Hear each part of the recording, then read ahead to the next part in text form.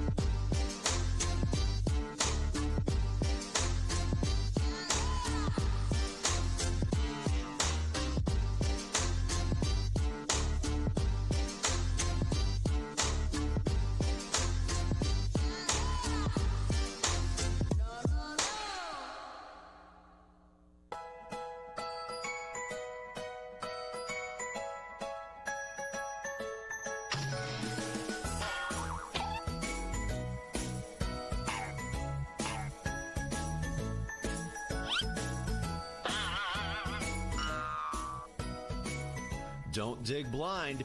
Buried utilities are everywhere. Always contact 811 before you dig to have your utilities marked. 1952. That's the year Hammers opened the first store in East Tennessee. Now there are 5 stores and there's always something new. Like in Hammers' popular ladies boutique department, you'll find the lowest price possible on new arrivals every week. Find similar deals in the men's department and the expanded rug department. Plus, special purchases always offer surprise savings. You never know what you'll find next at Hammers.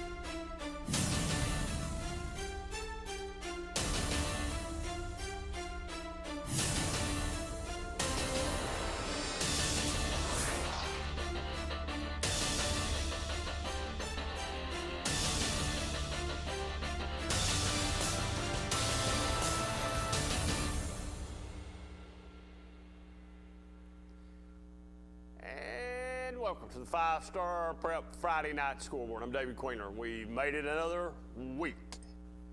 Thank goodness and thank the Lord for another week. High school football. Folks, believe it or not, we're getting to where we can see the light at the end of the tunnel, and this thing's about to be over with, and we're about to go in playoff mode here before long. I'm thinking about there's some teams got some byes coming up with off weeks, and you got about 3 weeks, you got about 4 weeks of the season left. Some teams have played a few more games than others, and some are still trying to make some games up. But we're glad to be here another night, another Friday night. Cox will be here in a little bit with me. He's coming from Fulton tonight, so he'll be here in just a little bit. But anyway, like I said, we're glad to be here tonight. 483-8112. Give us a call. We're going to talk high school football tonight for the first probably hour and a half, hour 45 minutes. and then we'll talk college football. We'll talk about Tennessee's game last week with South Carolina and what we think about Missouri coming up this week for Tennessee. So we'll get that in a little later on tonight. But some big games tonight. Just right off the bat, I'll say Rockwood, Oneida. I filled in Wednesday night here on the Wednesday night show, and I took Rockwood. I took Coach Webb. Typically, that's a tough football game. It's one way or the other. Tonight it was one way for Rockwood. Rockwood wins that game. That was their game of the week, OEB game of the week. And it was 21-14. Excellent ball game tonight. It's always a shame you got two really good coaches, two really good football programs that somebody's got to lose. But that's just the way high school football is, and that's the way all the games are anyway. But it's just a shame that somebody has to lose in that game. But hey, that's life. We roll on. Oneida rolls on, and Rockwood rolls on to their next opponent. But another game that a lot of people in the area were talking about that, hey, Midway's really improved, and they have. But Coalfield might be down this year. No. Coalfield's not down this year. I don't know if that's a final yet or not, but I heard it was 40-something to 20, 41 to 20, or 42 to 20, something like that. Coalfield. Now Coalfield's on a smaller level, just like Alcoa and Maryville. They not won any state championships, but they just reload every year, and there's always a really good football team, and they make deep runs in the playoffs too. So, I did not get a chance tonight to listen to any of the Anderson County games, so I don't know anything about AC. I don't even know who they played tonight. It was some team in Chattanooga.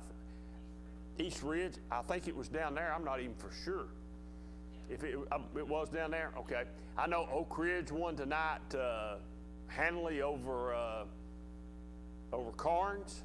I'm just trying to look at West wins over Clinton 42-3. What little I watched the Clinton game tonight, and I did watch a little bit at the first of the game tonight. Looked like Clinton showed some signs of improvement. I mean, they take the ball and go down and kick a field goal, get 3 points. I'm like I was talking to Cox while ago on the phone as he was coming. It's not a moral victory to get those 3 points, but I talked to a lot of people today that didn't even think Clinton would get on the scoreboard tonight. So I'm sure Coach Keith is not happy, but still yet you can tell that there's some improvement. I thought there was a little improvement tonight in the Dragons. So played the #1 team in 5A West. We'll see who's the best 5A team come Thursday night. That's a TV game on another network, so we might get into that a little bit later on, but we'll see, who the looks like DB rolls over Jefferson County. That's a winless Jefferson County. Oh, Elizabethton went over, let's see. Scott that's a COVID win. Sullivan South over Union County, COVID win. Man, I don't know if Union County's played a game this year. They've not played but a couple games. It's been a loss of a season for them. Wow, look at the COVID wins tonight. I mean, just look at them. Wow. It's not a good sign, folks. Not a good sign. I mean, them 1-0 games with COVID wins. I mean, Alcoa just keeps rolling. Bearden took out Hardin Valley last night in a Thursday night game, but that bothers me a little bit with all the COVID wins. Anderson County, it looks like 47-6 over East Ridge. They keep rolling. We just keep clicking them off here. I mean, get another week in and, just play another game. I don't know if Clinton plays next week or if they've got a game next week and then they're off. They've got a bye coming up here somewhere. I don't know if they've picked another. Oh, Pigeon Forge looks like I can't tell if that's a 7 or 2. I don't know if it's 16-17 or 16-12. I couldn't tell. Sorry. TV's so far away from me, I can't hardly see it. Powell rolls over Campbell County tonight. Loudon just keeps doing what Loudon does in the regular season. We'll see if they take any steps in the postseason. So far in the last year or two, no. But we'll see. But anyway, 483-8112, give us a call tonight if you were at Clinton, if you were at Rockwood, if you were with Oak Ridge, if you were anywhere in East Tennessee and are here, you're able to hear my voice. First of all, you're fortunate if you're able to hear my voice. I appreciate you listening. So we'll get this thing cranked up here in just a little while when Cox gets here, and we'll get it rolling, and we'll listen to him for a little while, see what he's got to say about it. He's always, got something interesting to say, and I look forward to hearing from Jesse Smithey tonight. We'll see what Jesse's got to say. I don't know where Jesse was at tonight. Maybe I'm sure Cox knows when he comes in. He'll know where he was at tonight. But anyway, it's just I'm going to give the speech I give every Friday night, folks. Continue to wear those masks. Continue to social distance and take care of yourself. So, and I'm not going to say we, so the young men, the young women, both in bands, cheerleaders, football team, dance teams, can finish their season out. If you care anything about those people, you'll do what I just asked. I'm not begging, I'm just asking. So we can finish this football season out and have the playoffs and everything be hunky-dory. And we'll worry about basketball when basketball comes around. That'll be another conversation for another day. But please continue on to do what you're doing. So far, you're doing a great job. I applaud you, and continue on to do that. Just take care of yourself and your family, and continue on. And I know it's tough right now, but to just continue on to do that. My hat's off to all the high school football coaches in the area. My hat's also off to all the athletic directors, all the medical staffs that's with all these high school teams that's keeping them together, and they're all working hard to being able to get out on the field on Friday nights. My hats are off to you. You're doing an excellent job. But the guys tonight with OEB did a fantastic job. Got to see a really good, exciting football game down in Rockwood tonight, and OEB game. I got to talk to Mr. Elrod a little bit one day this week. I was in his office. I took a package over for Fox and Farley, and I was over, and we got to talk a little football. So he's really a big high school football fan, and I explained to him, that being the big sponsor there is a big deal here, and it's really appreciated. And I expressed that to him. And if you see Mr. Elrod out somewhere, hey, he's an Anderson County guy. He lives up Clinton Way.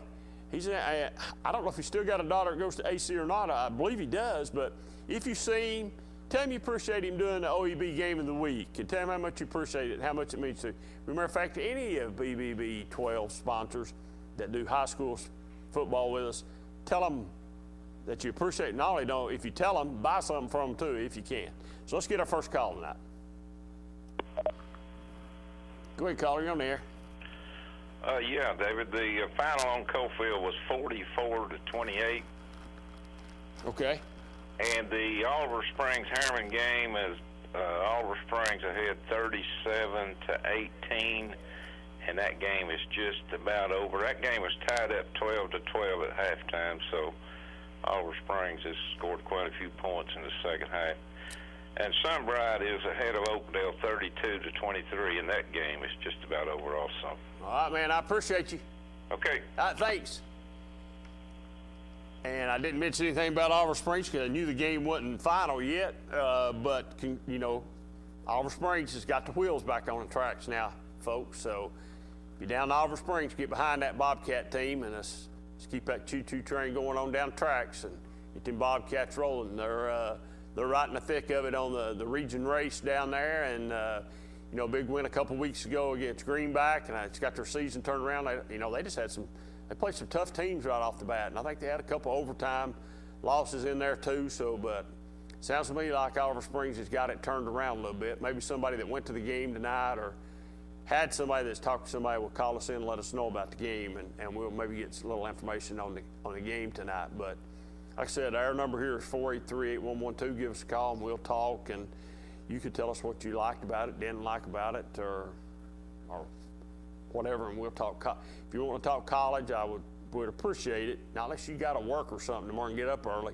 If you'd wait till about 11:20, 11:30 to call in, and then we'll talk. But if you've got something that's pressing you to get up early, we'll go ahead and call, and we'll we'll try to get it out of the way, and we'll try to talk about it. But like I was saying earlier, it's I don't know if this is week 7 or week 6. I'm confused. Is it 6? Week 7. This is week 7. Like I said, there'll be some it doesn't feel, no, my man in the back said it doesn't feel like it. No, it doesn't until I got out and went out to the car tonight, and long sleeve on, it's a little chilly. So it does feel like. Hey, let's jump out and take our first break tonight. And when we come back, I tell you what, I bet you Jonathan Cox is sitting in the chair beside me. We'll be right back.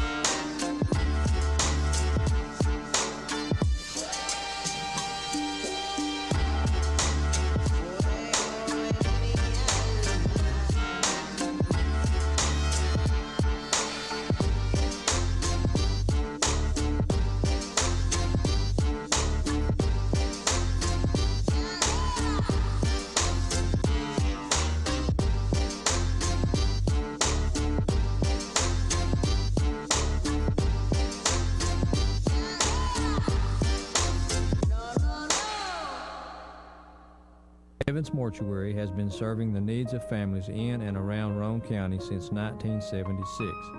As established members of our hometown community, we understand the security of dealing with people you know you can trust. We build our reputation on this trust. The Evans family appreciates the confidence the community has expressed in us over the years and will constantly strive to earn that favor. Evans Mortuary, 805 North Gateway. 1952. That's the year Hammers opened the first store in East Tennessee. Now there are 5 stores, and there's always something new. Like in Hammers' popular ladies' boutique department, you'll find the lowest price possible on new arrivals every week. Find similar deals in the men's department and the expanded rug department. Plus, special purchases always offer surprise savings. You never know what you'll find next at Hammers. I gotta go shower.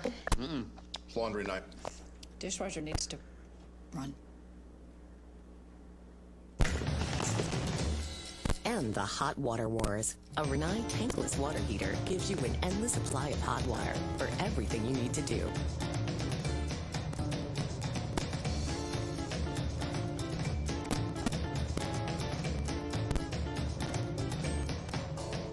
Renai, hot water for all. Make this spring all about enjoying the experience. When you ride on your new Ferris commercial mower featuring patented suspension technology, you'll have more than freshly manicured grass. You'll experience productivity and comfort like never before. And because you won't be slowing down for those rough spots, you'll mow more lawn in less time. Ferris, experience suspension. Your local Ferris dealer is S.L. Bowman & Son, 524 North Front Street in Rockwood. Call 865-354-0600.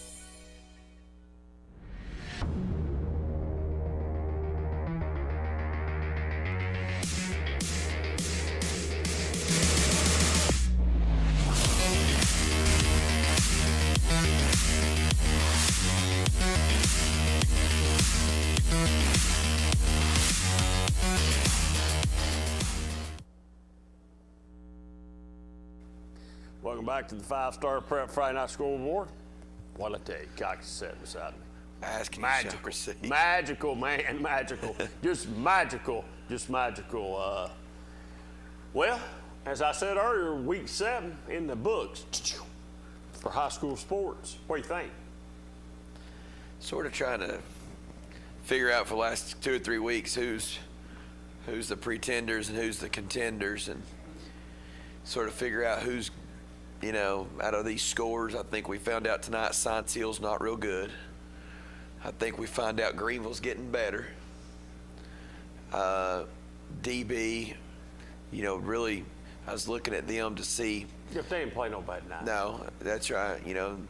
I really thought that game might be worse than that.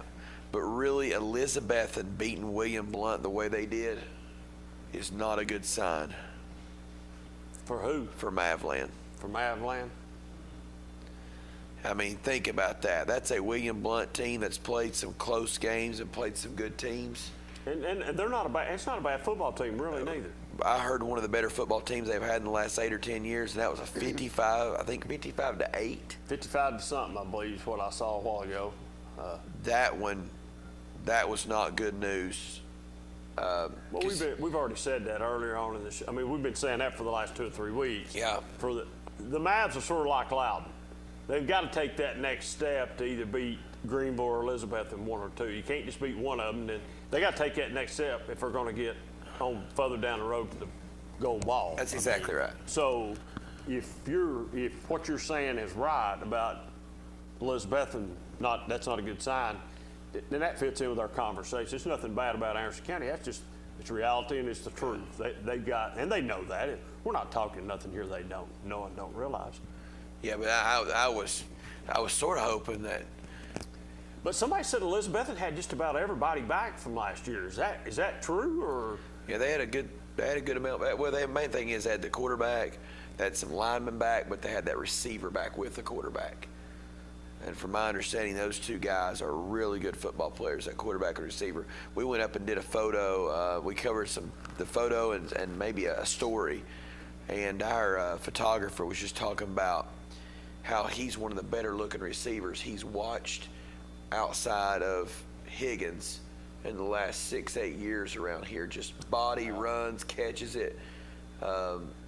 Be interesting to see if he's got that other little gear that Higgins had. Higgins had that other little gear. That's a whole different story. Well, it probably is, but if he's as good as all the rest, maybe he's got that other little gear. So that's what makes him special. That's what makes him special. But anyway, so we thank Elizabeth, and so I assume Greenville won tonight. I didn't even see the Greenville thing up there. If they Greenville won big. Who they beat tonight? Sullivan Central, I think it was. Sullivan South. I've got a question. If somebody out there knows the answer to this, I'd love to know. And I know we got high school football coaches that watch the show. If a team like Austin East has to forfeit tonight to Scott County and has to forfeit next week to Gatlinburg-Pittman because they're shut down, do those schools have to reschedule? If they don't have an opening, or if they have a non-region game, do they have to plug one of those region teams in there? I'm going to attempt to answer it, but I'm probably wrong. I don't think they do, and it's up to the schools if they try to reschedule, and I don't think you got to drop it. So if Scott County has an open week coming up, and AE has an open week, Scott County is not required to play Austin East? I don't think so. I might be wrong, but I don't think so. Because if my numbers were right, by looking over this earlier, the answer is no. There you go. That's all right. If I'm looking over that, and this guy would know this because he's in Austin East region, I think Austin East is eliminated from playoffs. You know, I asked this question a minute ago when I seen it come up on the screen. You wouldn't hear. I was asking it. I was just talking and asking myself, I guess. Is that 16-12 or 17-16? GP wins 15-12 over Pigeon Forge. 15-12? Keep guessing. Keep guessing. I just can't see it, man. It's so small. I can't see the number. 15-12. That's 15-12. I thought it was 16-17. I wasn't sure. I can't really see it. So 15-12. So keep guessing. I'll get it in a minute. So the reason I say that, you've got Kingston who already beat Austin East. Right. You've got Alcoa who's already beat Austin East. Scott County now gets a win over Austin East. GP gets a win over Austin East. I don't know mathematically how they could get in the playoffs. It's only 3 games left, or those all 3 games are going to be region games. So they're going to lose another region game next week. They've got Pigeon Forge left on the schedule.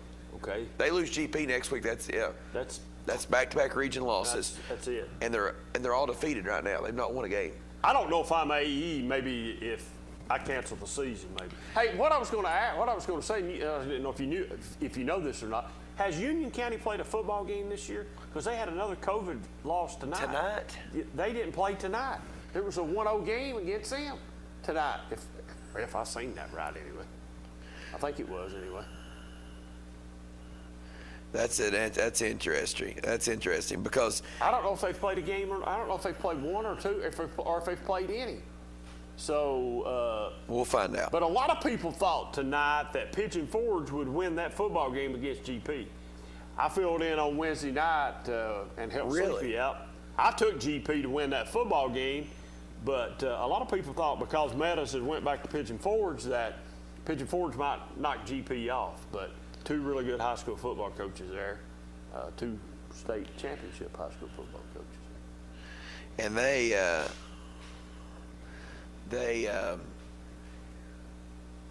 Portland North City. Yeah.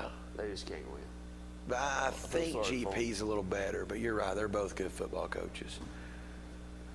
Jefferson County, man, that used to be a proud program, a winning program. Winless this year. I mean, that's what I'm saying. Man. It's just, you know, they're sort of in the same boat maybe Clinton's in right now. Bradley Central beat up on Cleveland tonight. Maryville plays Bradley Central next week. Yeah. Bradley Central's best player gets kicked off the team. He's a wide receiver. He picks up, moves down to Georgia, living with his mom and playing in Cobb County. Sarah, Sullivan South won, Union County Zip. Them's COVID games. So, Oakland didn't play tonight against Blackman. Can you imagine losing that gate if you're Blackman or you Oakland? That's a big gate. Huge gate. Huge gate. Huge gate. I bet they try to reschedule that one. Yeah, they might try to get that back. Did you see where Halls is going to reschedule Central? Oh, they are? They're going to play. Okay. Yeah. I think I heard him say coming. Maybe somebody coming.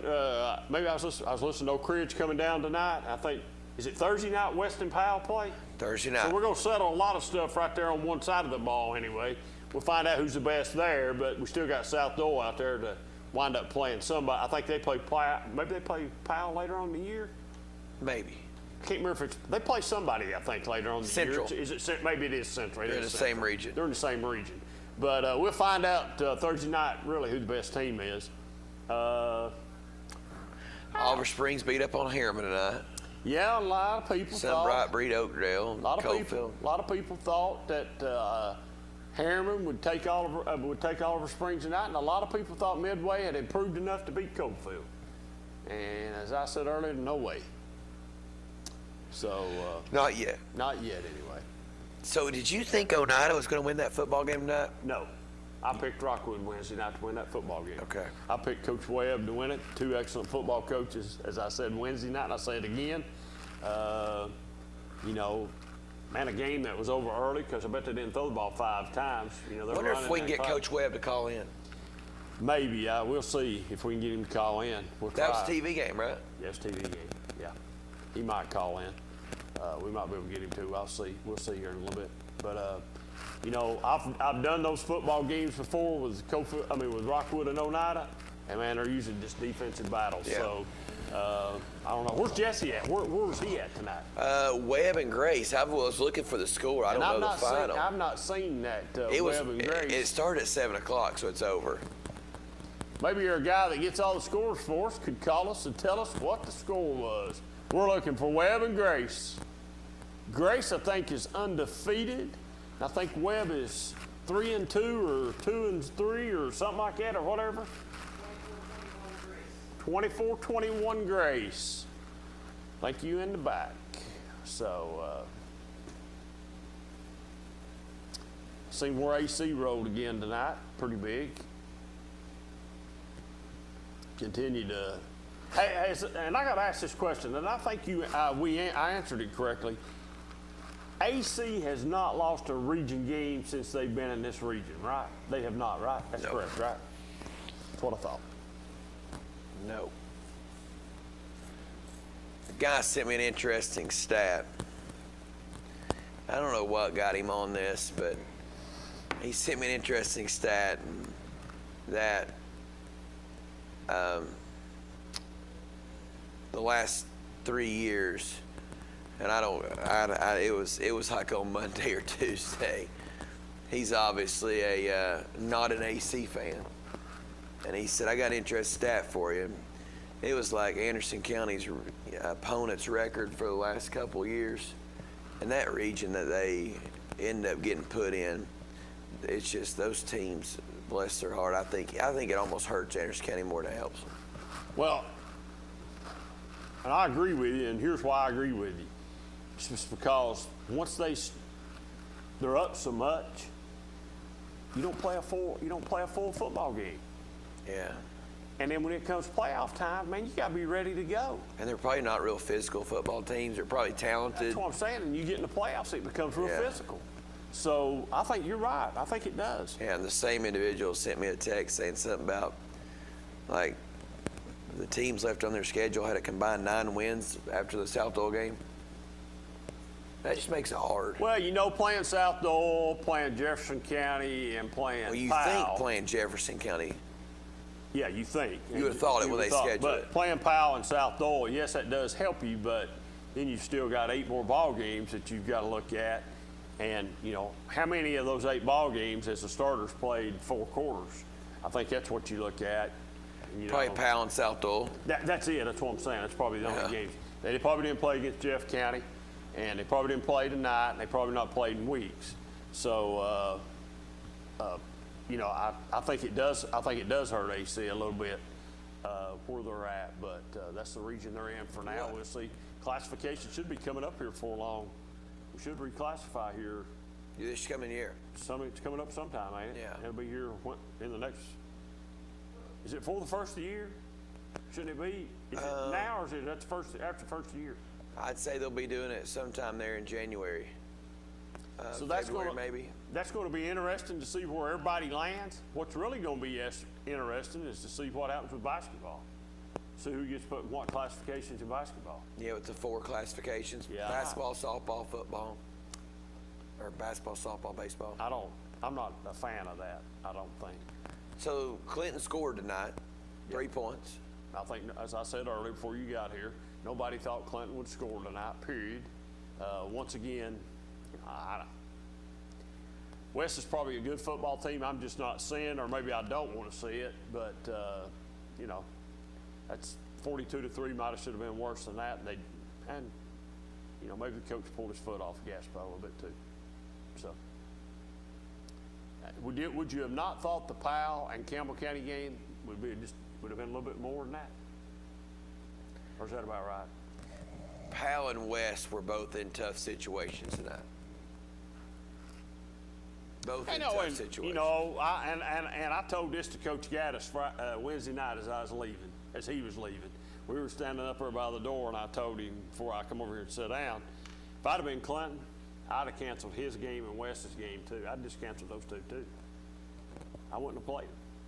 I would have played me those games at the end of the year that would have got me Carnes, Campbell County, and Fulton left. That's the 3 games I would have finished out with.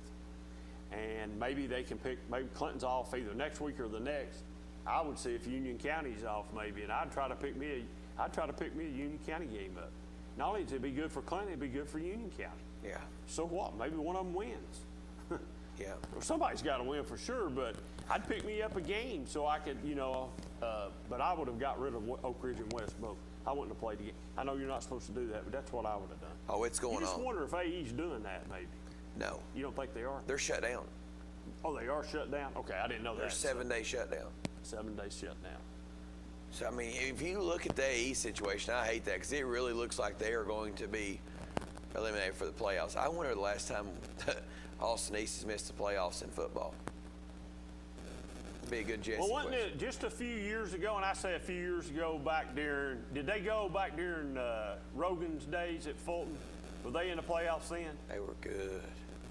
So, but there was a period of time that they disappeared for a They little probably while. disappeared in about 2010 to 2014. When was the guy that was the coach, the Phillips guy, when he took over, didn't they When he took over, they were not real good. They'd struggled. They'd struggled a little bit. Yeah, remember when Rogan then were there? That first game of the season, AE beat Fulton like 4 straight times, and Fulton went on to win a state championship 3 of the 4. 3 of the 4.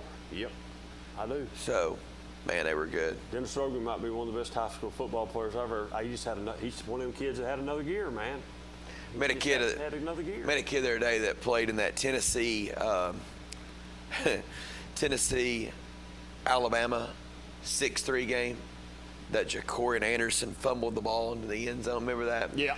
He played DB for Alabama. I met him we were in a meeting and we were talking about it, and we got talking about when he played down there, and I said, oh man, I said, I coached a kid that played at Fulton. His dad played in that game, Corey Anderson. He said, man, people in Alabama liked Corey Anderson for a couple months because, that was a big play. Yeah. And Corey looked like he was going to score there, and that Harper just put his helmet right on that football. Yeah. Popped it out. Popped it out. So. Yeah, 6-3. So this might be the first week we've not really had an upset. Is that right? Do you think that's right? We've had some upsets in the last couple. A lot of people, I think, felt Oneida would win, so it was a big win for Rockwood. It's a big win for Rockwood tonight. But yeah, nothing just crazy. And it was a sort of down week as far as some of the games went. When you start getting to these October days, you get a lot of fall break, plus you get your COVID. There's not a ton of games tonight. See, I think Oak Ridge played tonight. Oak Ridge is out on fall break right now. Then they've got to bye next week. Okay. So their bye is next week. Who does Fulton play next week? Clinton. Okay, so Clinton's bye is the following week then. Clinton plays next week, and their bye is the following week then. Which falls at the end. Where's that game? It's at Fulton? At Fulton. Fulton has Campbell County, or has Clinton, then Campbell County. So they need to win those. West Oak Ridge. West and Oak Ridge. That's how they finish. They got Clinton and Campbell County at home. West Oak Ridge on the road. Yeah. Okay, West and Oak Ridge is for sure in the playoffs. The Fulton Oak Ridge game will be for the 3-4 seed. All right. That's how that will end up in the region. 2 years ago, that was a region championship game on a Thursday night Halloween. I remember that game too. Yeah. Now it's going to be for 3rd and 4th place the last 2 years. Well, unfortunately for Fulton, it sounds like maybe Oak Ridge might have found their offense tonight, even though it was against Carnes. They needed it from somewhere, but as Coach Gaddis told me Wednesday night, the Jackson kid, his shoulder's messed up, man. He's had a separated shoulder in the Clinton game. He was supposed to play tonight. I don't know if he did, but Oak Ridge got up so far that they probably didn't need him, so that was a good thing for Oak Ridge. But apparently he separated his shoulder in the game. If they popped it back in, he was going to play tonight, or was going to attempt to play tonight. That's what Coach Gaddis told me Wednesday night. So that's a kid that a lot of hype's been on him this year. Man, he's been devastated by injuries for, half the season or better than half the season. So he missed a couple games, and he did play the Clinton game, but only a portion of it. I don't think he finished it. So, but we've said something to fire them off here. They're just calling in. We might as well just get them and see what they got to say about it. What caller you on there? Kendall Jackson played tonight. He's fine. I didn't say that he wasn't playing tonight. I said Coach Gaddis told me he was going to play tonight, but he's been hurt. He's fine. He played tonight. He led the way with a couple touchdowns. Were you there? I was there. What color was the grass there? Say what? What color was Carnes' grass? If you were there, you know this answer. I think it was pink, yellow, or something like that. Am I close? No, I didn't think you knew because you wasn't at the game. Yeah. Oh, yeah. I didn't see you anyway, and I was there. Yeah, too bad I wasn't looking for you. Well, I wasn't looking for you neither, but I didn't see you. So, you wasn't there. So. Yeah, okay. Well. All right, well, I thought I'd give you an update on that. Since you're wrong on that, you usually are. I wasn't wrong on it. Did he not separate it? I'm hanging up on you this week. No, I don't care. Great caller, you on there? Okay. I really enjoy y'all's show. It's great. I get all the information that I need to know that I can't keep up with on Friday nights or Thursday. So that's a really great show you got going on, and don't quit. But I have a question. Okay. Did Kingston play tonight? Kingston must have been off. Yeah, that's what I was thinking. Yeah, I think Kingston was off tonight. Not 100% sure of that, but that's what we think. I've not seen a Kingston score of any type, so. No, I haven't either. So they must have been off now. We'll try to find. I didn't see them on the schedule either here. I was looking at earlier. Kingston had to be on bye week. Okay. They were off, and I'm not sure who they play next week. Yeah. I don't see them on the schedule. Kingston's got a good little chance here to win some ball games and get that 2 seed and stay away from Alcoa for a while. Yep. I don't see Kingston on the schedule, so I think they're off tonight. Can we talk to the guys on TV? Can you talk to me? You're talking to us. Oh, I am? Yeah. Oh, I'm sorry. You're talking. Right. What do you think about tomorrow with Tennessee and Missouri? Wow. I ain't really decided yet. Just to be honest with you, I don't. When you gonna decide? Well, here in a little while when we get ready to really talk about it. I about hit that score last week. Do you know that, Colin? No, I was closer than you. No, you weren't. You said 17 points. I said. And I said 10. But I'm talking about how many points were scored. Oh, yeah, well, okay, maybe on that. I don't know, Colin. I think Tennessee's, they're going to have to run the ball a little bit better for me. Are you there? Yeah. They're going to have to run the ball better, and JG's going to have to throw the ball a little bit better. Why can they not run the ball? That's a good question. I agree. But Missouri's got a really good quarterback, and he's got some receivers, so we'll see if we can stop him tomorrow night. Please, you don't even know his name. I don't know his name. I just know his transfer. There you go. He's transferring in. He's pretty if he good was quarterback. good, you'd know his name. I don't know his name. I don't need to know his name. I could care less about Missouri. Caller, it will be Tennessee tomorrow. Don't go crazy. No, Tennessee tomorrow. If they can establish the run, they'll handle Missouri. But I don't understand why they can't run the football with all these linemen. They're supposed to be so good. Well, do you know the name of the quarterback at Missouri? No, well, that's if why. You tell me. That's why I'm not over here saying he's supposed to be good. No, he is pretty good. I seen him in the replays. He run the ball really well the other night against Alabama. Oh, come on. He was elusive. What was the score of that game? 28-27 or something like that. 28-27. Now, listen, Tennessee's got to run the football tomorrow day, and throw it a little bit, and play really well on defense. And shut down Missouri's quarterback because he's really good. Hey, caller, I know you're asking about Kingston. Don't scare me like that. Okay, I'll see you guys. All right, see you. Caller's asking about Kingston. They play Alcoa next week. Bye. Hey, caller, if you're still listening on TV, which I assume you are because you didn't hear us really at first. If you're watching on TV, caller, just call us about Kingston next week, and you can find out how real good Kingston is after next week. They got Alcoa. Go ahead, caller, you're on the air. Hey, David and Jonathan, how y'all doing tonight? Good. How are you? I watched that Rockwood game on the TV. That was a good game, wasn't it? I seen part of it. I think Rockwood could have had a chance to score again. They messed up and got a penalty and everything, and ended up fumbling it. You know, I was really hoping that you'd have went to the game tonight and went up and seen Brad Jones and sent me at least one Diet Mountain Dew or something, or Diet Pepsi or whatever you get me. But I was hoping you would do that. But I see you took the easy way out and sat in the recliner, and you didn't go to the game. So that means I'm not getting a Diet Pepsi, Diet Mountain Dew, or anything. So now you owe me another one. You might as well go and buy a 12-pack the way it's working on, because you're going to owe me 12. No, about a 16-pack, 24-pack. Probably 16 or 24. So, man, you better hope I don't run into you, and you better hope you got some change in your pocket, because you're going to have to jump out with some money and pay up.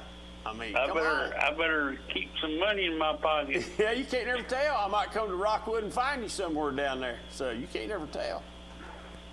So there you go. Yeah, Rockwood, that's a good, Rockwood and No Nice. Me and Cox were talking. That's usually a tough football game, as you know. So congratulations to Coach Webb and the Tigers tonight. That's a big win for Rockwood. I mean, that's a huge win. I got one quick on the COVID thing. Do you believe in more or less? I wear masks too, but what about those that wear the shield? I think anything helps.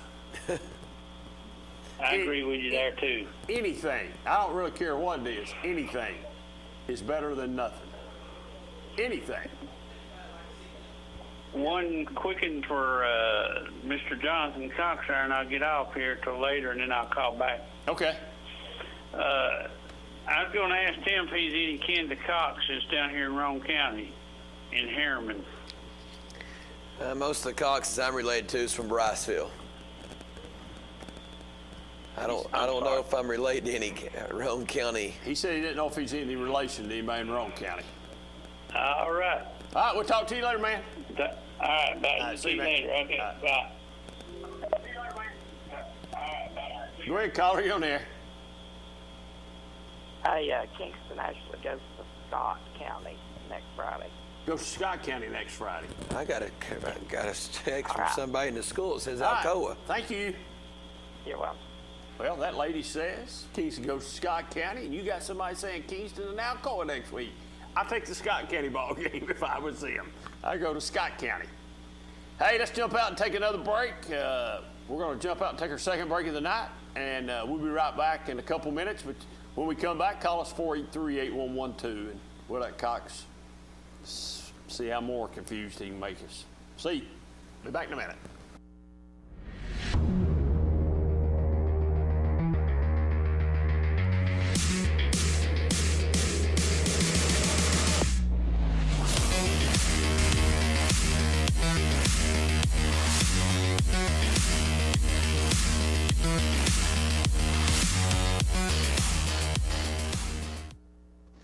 I gotta go shower. It's laundry night. Dishwasher needs to run. And the hot water wars. A Renai tankless water heater gives you an endless supply of hot water for everything you need to do.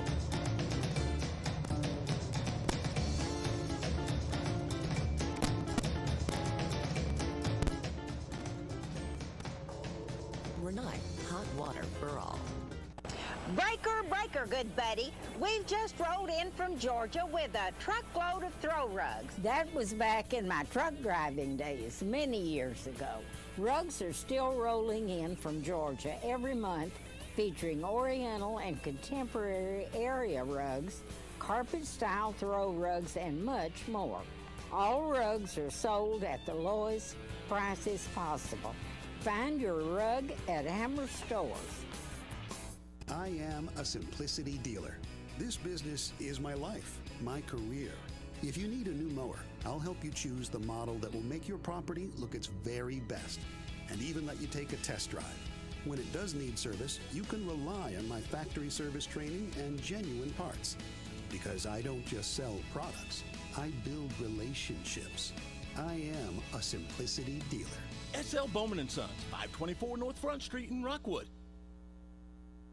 Evans Mortuary has been serving the needs of families in and around Roane County since 1976. As established members of our hometown community, we understand the security of dealing with people you know you can trust. We build our reputation on this trust. The Evans family appreciates the confidence the community has expressed in us over the years and will constantly strive to earn that favor. Evans Mortuary, 805 North Gateway.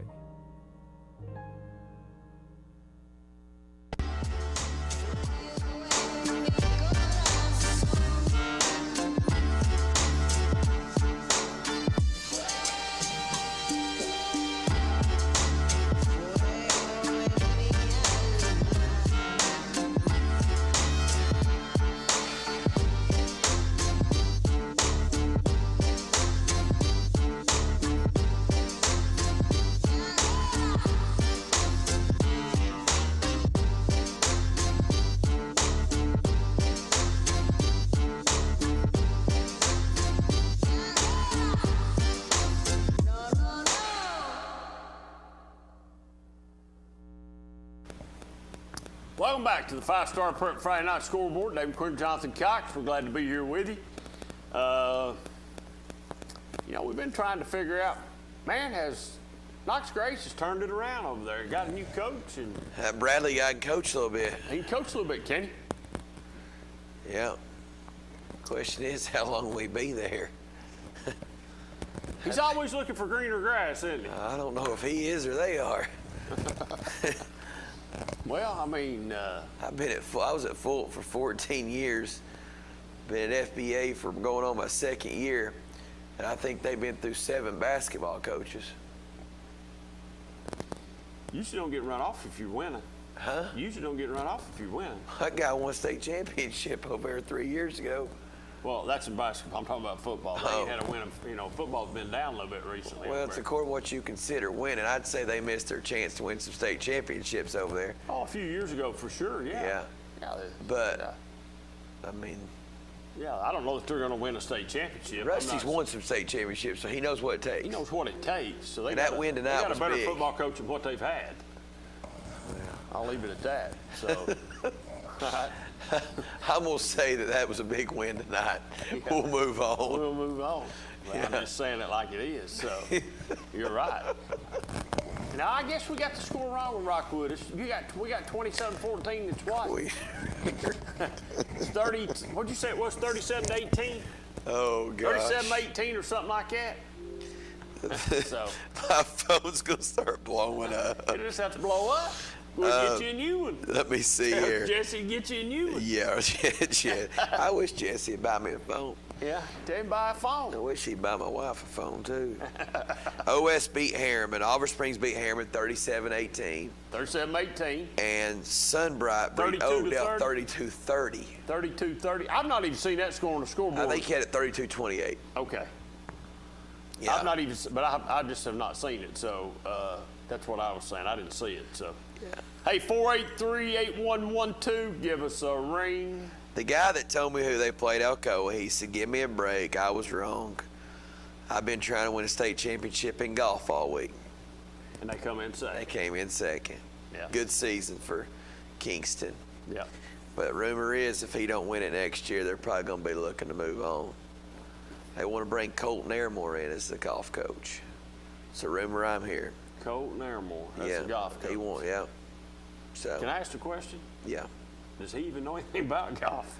Well, they say he knows as much as the guy that's there now, but I disagree. Oh, okay. I don't know the guy that's there now. I'm going to give the nod. Know a little bit about Colton. I didn't know if he even knew anything about golf. I will give the nod to Coach Pankey right now over Coach Naramore on that.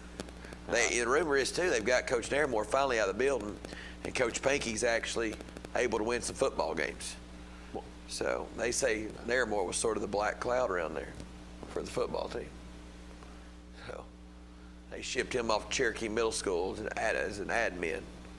So they're a little better off. Is he still coaching basketball? Yes, he's still coaching basketball. Yeah. So got a new athletic. He was athletic. Coach Pankey said he's forgotten more than Naramore knows about golf. He's forgotten more.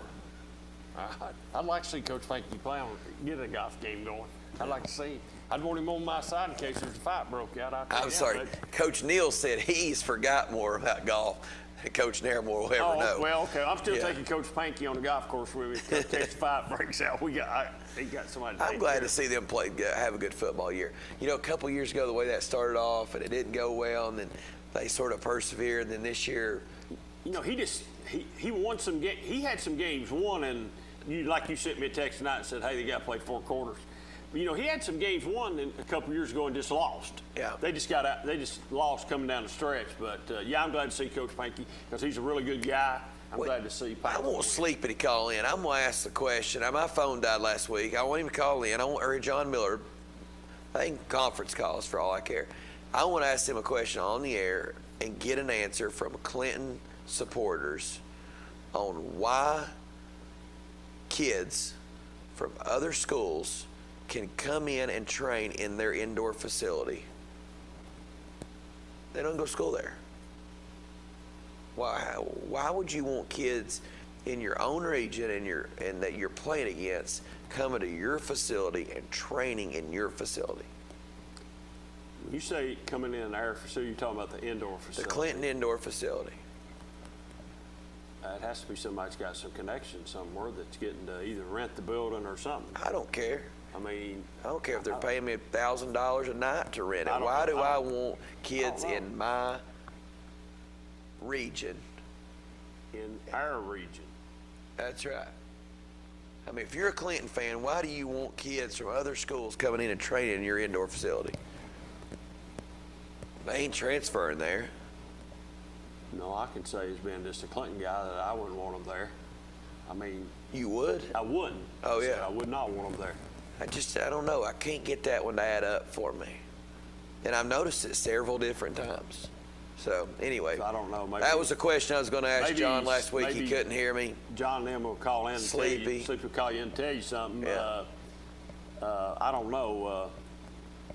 I have not heard that. So I don't have to hear it. You can see it. It's all over Twitter. Yeah, I think you sent me something on that later on a few months ago back. Yeah, I do know what you're talking about now.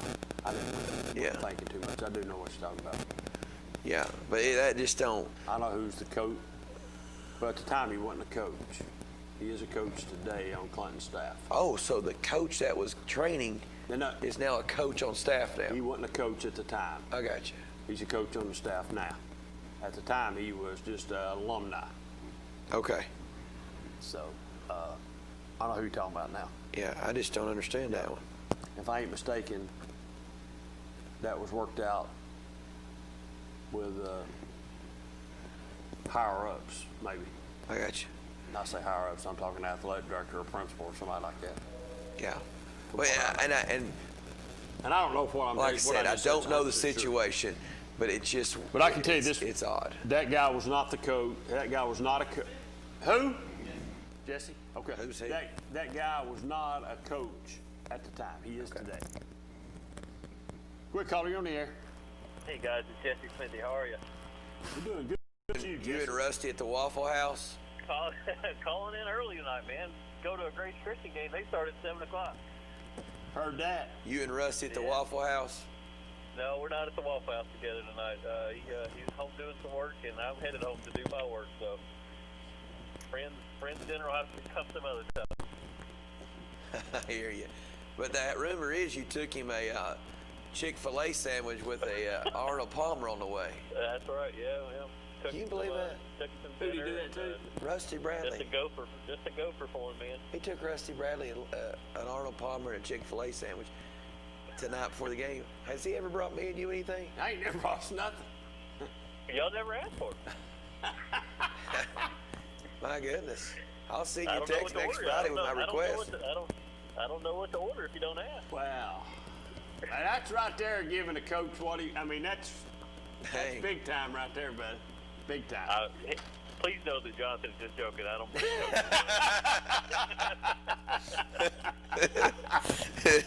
They all know we're kidding, Jess. They watch the show long enough to know.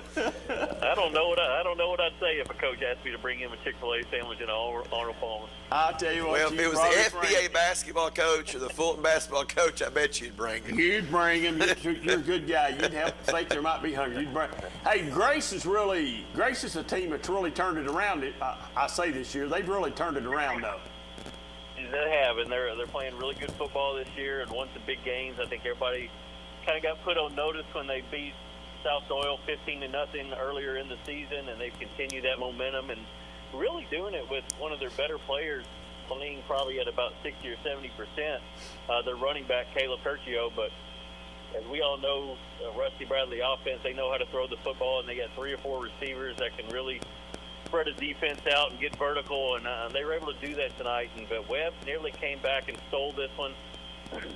It's probably a 4th and 5 in Grace territory with a little over a minute left, and they threw it and completed the pass, and the receiver had to come back to catch the ball as they're taught to do because it was a short route, but it looked like he landed about a half yard shy of the sticks. They did not measure it. I was kind of surprised that they didn't go out and measure it.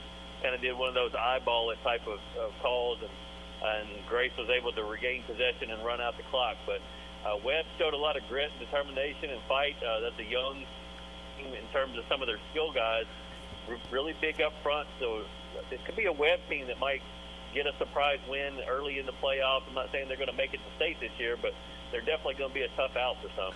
Now, Webb's in a larger division than Grace in the playoffs, is that right? They are not, no. This tonight, coming into the night, Webb, Grace, and CAK were all tied in Division II AA East region, and so now it's going to come down likely to a Grace Christian versus CAK matchup a little later in the season to get that #1 seed. Jesse, was you surprised tonight that Rockwood beat Oneida? A little bit. We saw Rockwood a week ago. We did our 5-star live show down there, and I liked what I saw in Rockwood. Coming off of a loss to Upperman, I thought I was just kind of playing the percentages there. Seeing a Tony Lambert team lose 2 games in a row by a touchdown, you don't see that very often. So just looking at probabilities, I picked Oneida to win that football game. I think we all knew it would probably be a close game just because of the skill talent that Rockwood has and some of the size that they have on the line. And the fact that they were able to really throw the ball effectively a week ago against Harriman was a really positive sign for that football team. But when you compare the two bodies of work for their season, I think you had to pick Oneida as the favorite in that one. And hats off to Rockwood for bowing its back on defense there late in the game and making that stop and preserving that victory. And John Webb, Tony Lambert, really good friends and colleagues in the coaching fraternity, and that's just what you want in that type of rivalry game in region play. Yeah, that was a big win. We got some happy Rockwood fans tonight. Yep. I know Chase Clem will be calling in later to brag on. Sure he will. Yeah, he's probably down there still pumping. Another score was Farragut pretty much handled Science Hill tonight. Any surprises in that game? Because everybody thought Science Hill was the real deal, or sort of the real deal. I was probably one of those guys. We covered a game with Greenville and Science Hill just kind of put a beat down on Greenville, and just some of the people I talked to from that game and who've seen Science Hill really like that football team this year. And Stacy Carter is one of the better coaches in the state, and he's kind of hidden up there in Upper East Tennessee sometimes. And I picked Science Hill to win. And Farragut, man, they've really proved a lot of doubters wrong, and they got a big game coming up next week against Dobbins Bennett. That game is in Knoxville, and if they can somehow steal a win in that game, they'll put themselves in a really prime position in playoff seeding. And that's just a really tough 3-game gauntlet that they had. They had Maryville last week, they had Science Hill on the road tonight, and then Dobbins Bennett next week. So to even get a 1 win out of those 3, you got to feel good if you're Farragut. Now they have a chance next week, coming off of this momentum, off a win over Science Hill to maybe upset Dobbins Bennett. So a lot of eyes will be on that game next week. So to jump from the big classifications, I'll jump all the way down to the small classifications. A lot of people thought Midway had improved enough that they might knock Cofield off tonight, but not so fast, my friends. Cofield rolls in that game. So what, surprise there? Probably the final score was a little bit of a surprise. I think I had it picked as like a 22-21 game with Cofield winning. I thought just them being able to play that game at home would give them the edge. And you're right, there's a lot of people that thought Midway maybe closed the gap. Their quarterback is playing extremely well this year. They got a legit pass game, and maybe you'd put together enough of a highlight reel on offense to convince some people that they might go into Cofield and win that game. But Cofield's used to this game, or used to this kind of environment, playing in big games. I don't think they get rattled in big games, and they're probably used to beating Midway. And so I just think when you factor that all in together, when you expect to win and you feel like you're going to win over Midway, sometimes it transpires that way. All right, and another win tonight we've looked at is Elizabeth goes to William Blount, a team that I'm going to say it's improved a little bit, and they just put a dog whipping on them tonight. So that's not very good for everybody else in 4A football. It's not, and I know Greenville's starting to play a little bit better, and Anderson County's going to be there too in the 4A playoffs. But this Elizabethan team, when you talk about them coming off of a 4A state championship, and they look to be even stronger this year than they were a year ago. They bring back Bryson Rollins, their quarterback, who I think will be in the Mr. Football discussion, and they have a receiver, Parker Hughes, who might be maybe one of the best receivers in East Tennessee, including the Knoxville area. And just a next-level talent type of guy. And so they got good linebackers, good defensive play, and it seems like they're on the trajectory to make another appearance in Cookeville. And so we'll see if Anderson County and Greenville can make the gains that they need to make over these last 3 or 4 weeks to try to knock them off and upset them. Things like that have happened in the playoffs. So I'm not saying 100% Elizabethton's going to the state championship game, but right now you have to label them as the favorites, as they should be. Just to look forward a little head into next week, I think the biggest game on the schedule next week, if you agree with me, is probably West and Powell. Correct, yes. I mean, those two teams squared off twice last year. The regular season game was a classic, went into overtime, and Powell stopped a 2-point conversion try by West and got the win, and then West got revenge in the playoffs and advanced to the state semifinals where they lost to eventual state champion Central. So this has developed quickly into a heated rivalry game. It's going to be on Rivalry Thursday. It'll be a TV game, so there's going to be a lot of eyes tuned in to that game. And you got a really good West defense and a three-headed running attack for West against this Powell passing attack and a Powell defense that continues to improve week by week. So it's going to be one that's hard to predict, hard to project, and I just know that it's going to be a good game for sure. Hey, Jesse, did you and I don't know if this is I don't know what to say about this, but how in the world did Maryville beat Alcoa? Well, when you look at it, I mean, Alcoa completely controlled that football game, and I would say from the first quarter all the way to about mid-third quarter, and when Maryville scored a touchdown to kind of cut it to what was it? I don't remember the score now. 9-7, something like that.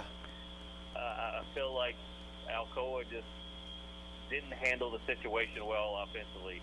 Remember, this is still kind of early in the season. They're breaking in new quarterbacks. It's been kind of musical chairs at quarterback. You got a young guy back there in Zach Lunsford, who's a sophomore and making his first start against Alcoa and against Maryville. And Maryville's got a really good defense, and so I just think it was just a mixture of not being settled at quarterback at that point that really allowed for Maryville to make the surge. Alcoa just really couldn't do anything offensively in the second half to get another score and put Maryville away. And, it's confusing, but again, the quarterback position is one of the most important on the field, if not the most important. And when it's a little unstable there and uncertain, things like that can happen. Carson Jones can spin the football and he can run it a little bit too, so I'm sure that helps Maryville. Yeah, and he got going. He really ran the ball effectively against Alcoa that night in the second half, and as I mentioned, I think he only ran for about 50 yards in the second half, but it felt like 200. Just how hard it is to run against that Alcoa defense, and he had those 2 rushing touchdowns in the second half, and we're starting to see him grow a little bit as a first-year starter, throwing the football tonight against Fulton and doing some other things. So I like him, and I like the way he projects as a player going forward. One more question would be a really good football game tonight between GP and Pigeon Forge. Yeah, it was a really good game, and Pigeon Forge, I think, surprised a lot of people because they led 12-0 in that game and took advantage of some Gatlinburg-Pittman mistakes. And we talked with Derek Rang, the head football coach at Gatlinburg-Pittman, on our show tonight, and he's just like, look, I mean, we were in Pigeon Forge territory a lot tonight, but we made mistakes. They have a freshman quarterback back there running the show at Gatlinburg-Pittman, and so when you take that into account and realize this is probably the biggest rivalry game for him, I think he had some teaching moments and some growing moments tonight and turned the ball over a few times. But that Gatlinburg-Pittman team is big on the offensive line. They can churn out scores when they need to churn it out, and they probably have one of the area's best kickers in Bryson Flynn. And so he was able to kick a few field goals and get them ahead, and then the Gatlinburg-Pittman defense took over. And that's the Gatlinburg-Pittman team we're going to see in the 3A playoff as second or third round most likely. And are they good enough to beat Alcoa? No, but it's just another solid football team under Derek Rang. Hey, do you know anything? One of the state's more underrated coaches, I think. Yeah, he's won a state championship as well, so that's something to say about that. Won a state championship, but really, when you talk about the state's elite coaches, his name probably doesn't get brought up enough. Yeah. Yeah, I mean, you go win your state title, and now he's got GP going the right direction. Yeah, I agree with you. He's got to be a good football coach. Hey, what's going on with Union County? I mean, no COVID win or loss tonight, and they hadn't played. Do you know anything out of Union County? We've got. I don't, Jonathan. Yeah, I haven't talked with their staff in a while, so I'm not sure what's going on with that. I know it's just been a tough year altogether for them, wins and losses wise as well. Yeah. And we know that when we talk to some Union County people, you know, they say they got a really good freshman class and some 7th and 8th graders coming in. They feel good about the future. But, man, this year, that'd be if you were a junior or senior this year playing up there, that'd be a tough way to go. Yep. It's been tough. It is. They've been out for a while.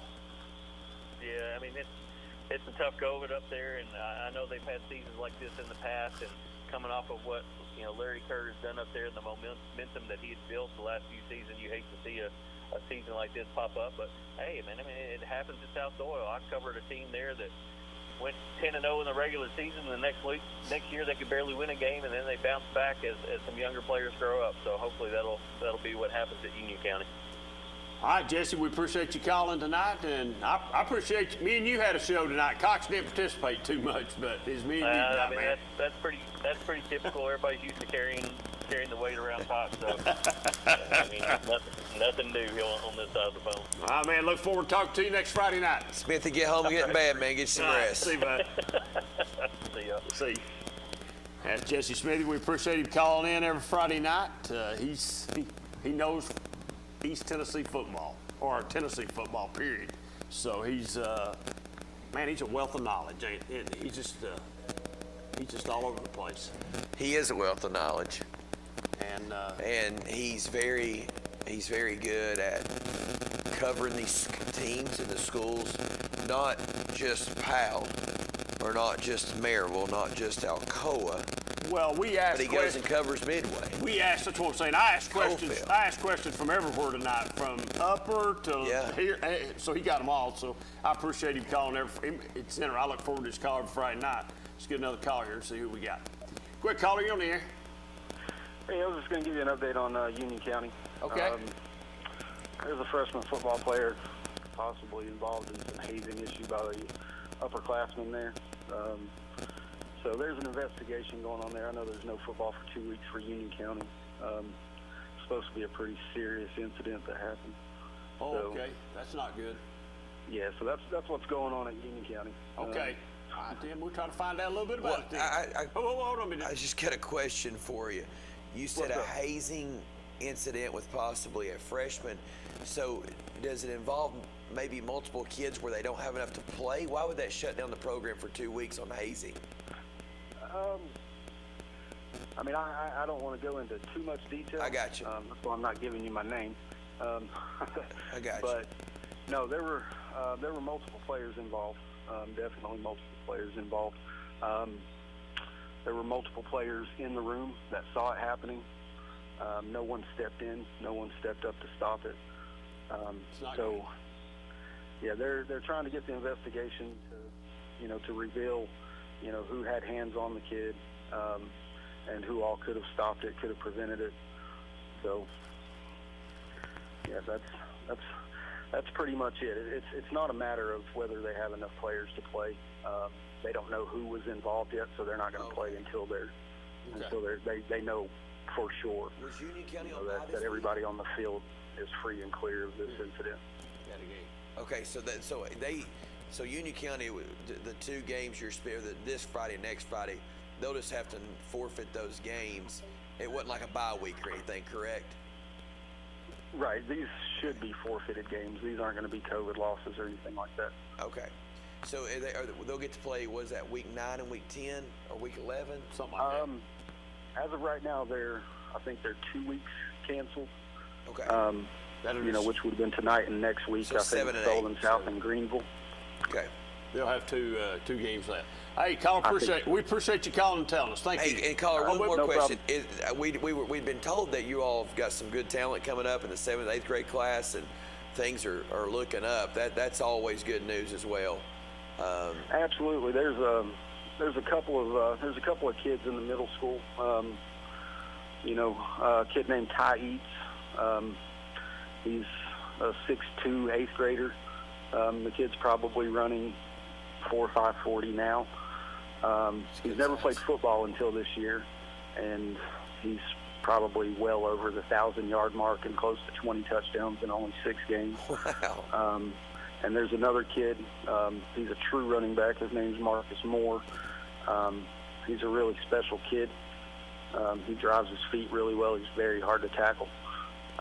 But yeah, things are definitely looking up. They've got a middle school coach there that actually, I mean, he cares about the kids a lot. He cares about that program, and he's going to build it. And he's going to start to feed that high school some pretty good players in the near future. Who is the middle school coach there now? His name is Blake Morris.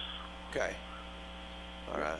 Well, that's important. You know, Larry Kerr at Anderson County obviously had Richie Noe and some of those guys coaching to help him send players there for a while. And now, you know, Anderson County's got some good middle school teams. I noticed Lake City was winning, so I'm sure in Union County start winning. Larry, Coach Kerr had he brought excitement back into the Union County community. You know, he brought a brand new football field in up there. It's a gorgeous football field. Yes. But this year has definitely not gone the way that they would have liked it and the way that Coach Kerr had it going. But I think they'll get it turned around here soon. You will. You will. As long as y'all stay excited up there and keep supporting Josh and that staff and that middle school program, that thing will get rolling the right way. Yep, absolutely. Appreciate your call, man. Hey, thank you. Thanks, man. Good caller, you on the air? Yes, sir. I was wanting to call in and talk a little bit about the targeting calls. Go ahead. I was at the Harriman game tonight, and there was a kickoff, and a boy got called for targeting. Uh-huh. And they took him out of the game. Well, last week against Rockwood, there were several targeting calls called, and there was one on the sideline against Oliver Spring, which was pretty obvious, and they threw a targeting, but they didn't throw that kid out.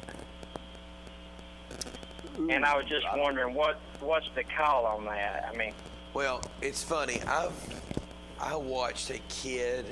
I'll get up here where I can hear it. Okay. Okay. Thank you. I'll take this. I'll take this the best way I know how.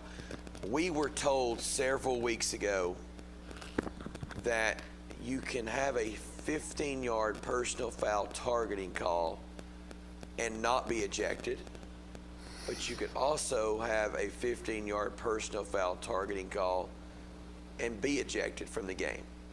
I guess it's more maybe of the severity. Yes, maybe Ken Buchanan might be watching. He'll either send me a text or call. Or I wish he'd call. A couple of other guys that keep us informed on this. Yeah. But now tonight, on one drive, Fulton had 3 targeting calls. It was 0-0 with 2 minutes going to first quarter. They had 3 targeting calls on an 80-yard touchdown drive. No player was ejected. No player was ejected.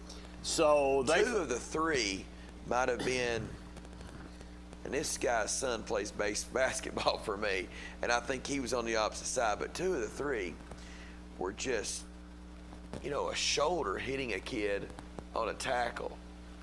And then the other one was helmet to helmet, where both guys were going down toward the ground and they hit helmet to helmet. But those 3 kids were not ejected. So what are they, I wonder what they're looking. I mean, it'd be nice if like somebody like Ken or Mike Moore would call and tell us. Wonder what they're looking. I mean, are they looking for intent? I don't know. The intent or the severity of it or something like that, or don't. I mean, I don't know neither. So. And it's hard, you know, if you miss that call and you eject someone.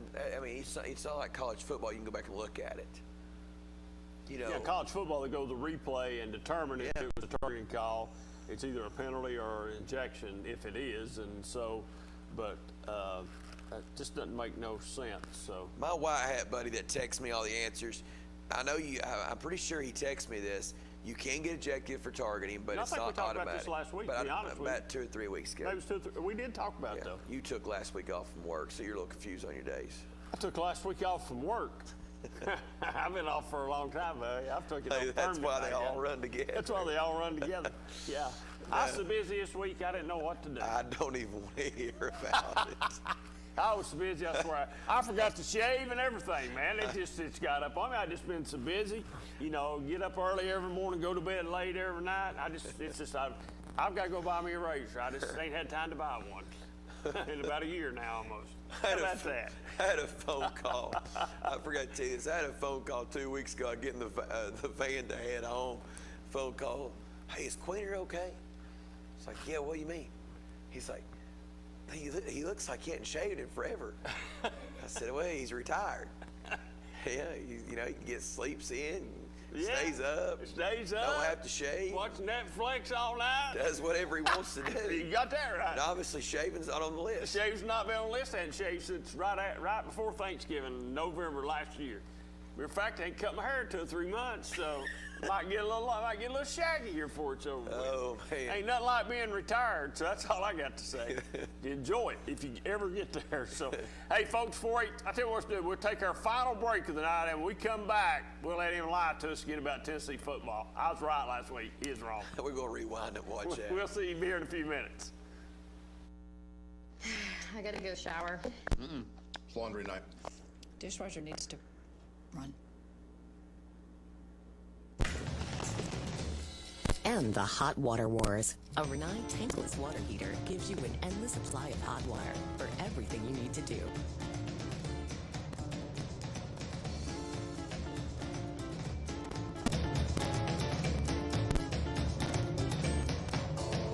Renai, hot water for all. Evans Mortuary has been serving the needs of families in and around Roane County since 1976.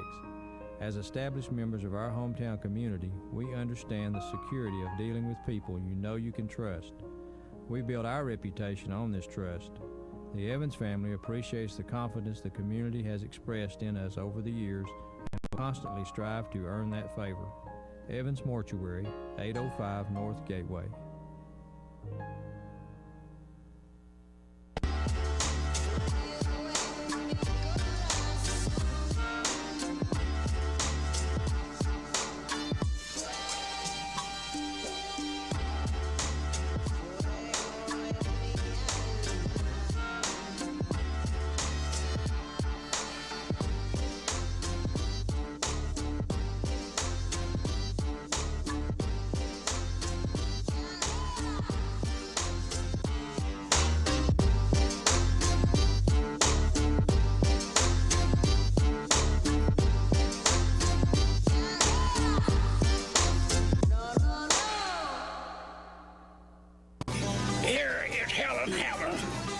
Mr. Walker. A lot of years have passed since that TV ad.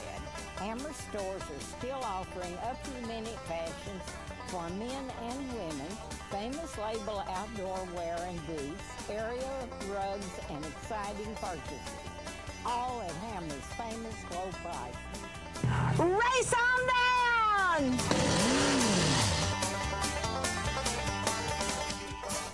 Make this spring all about enjoying the experience. When you ride on your new Ferris commercial mower featuring patented suspension technology, you'll have more than freshly manicured grass. You'll experience productivity and comfort like never before.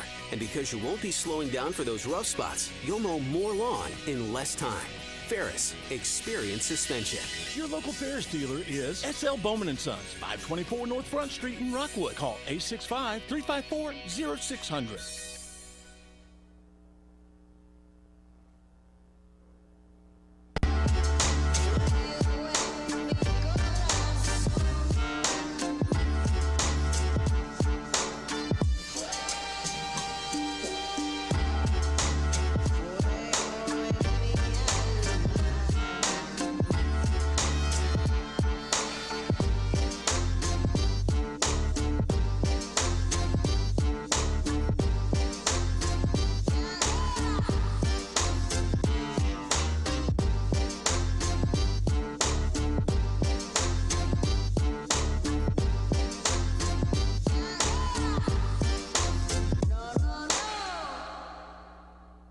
Evans Mortuary has been serving the needs of families in and around Roane County since 1976.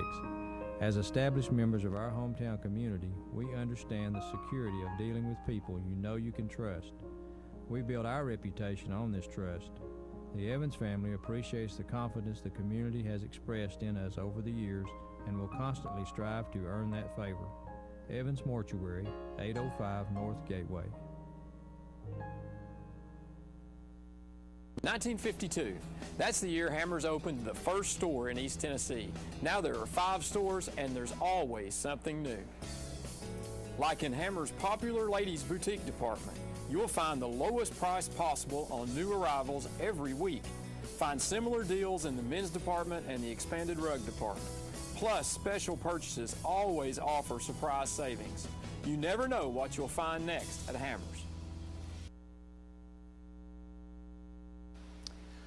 Welcome back to the 5-Star Preps Friday Night Scoreboard. I'm glad you're with us. And as I said earlier, before Coach got here, we would talk a little Tennessee football around the 11:30 area. We're there, not unless somebody wants to call high school. If you do, we'll still talk high school.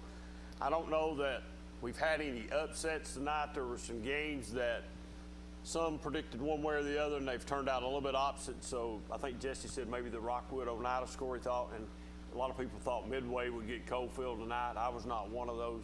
I didn't predict Rockwood to lose tonight, and I didn't predict Coalfield to lose tonight neither. I did that Wednesday night. But some good high school football games, and then I think next week really sets up with the West Powell game. That's going to we're going to have a lot more clarity on Friday night when we come here who the leader in 5A is around here.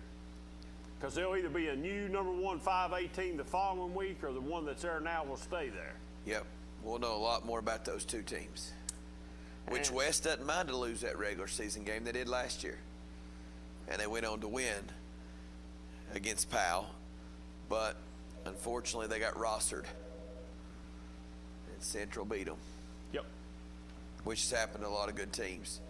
At 5A on this side, you remember the year Fulton and Catholic battled it out over there, and then the next week they went and lost to Central. Right, to Central. West, Powell, battled it out, lose Central. You know, so those teams sort of been battling it out. Is that the first state championship that Central won? Was that it, or was that the first year they got deep? The first year they made it to the state championship game was when they beat Fulton, and they went down there and lost. And then the next year, they beat Catholic and went down there and won.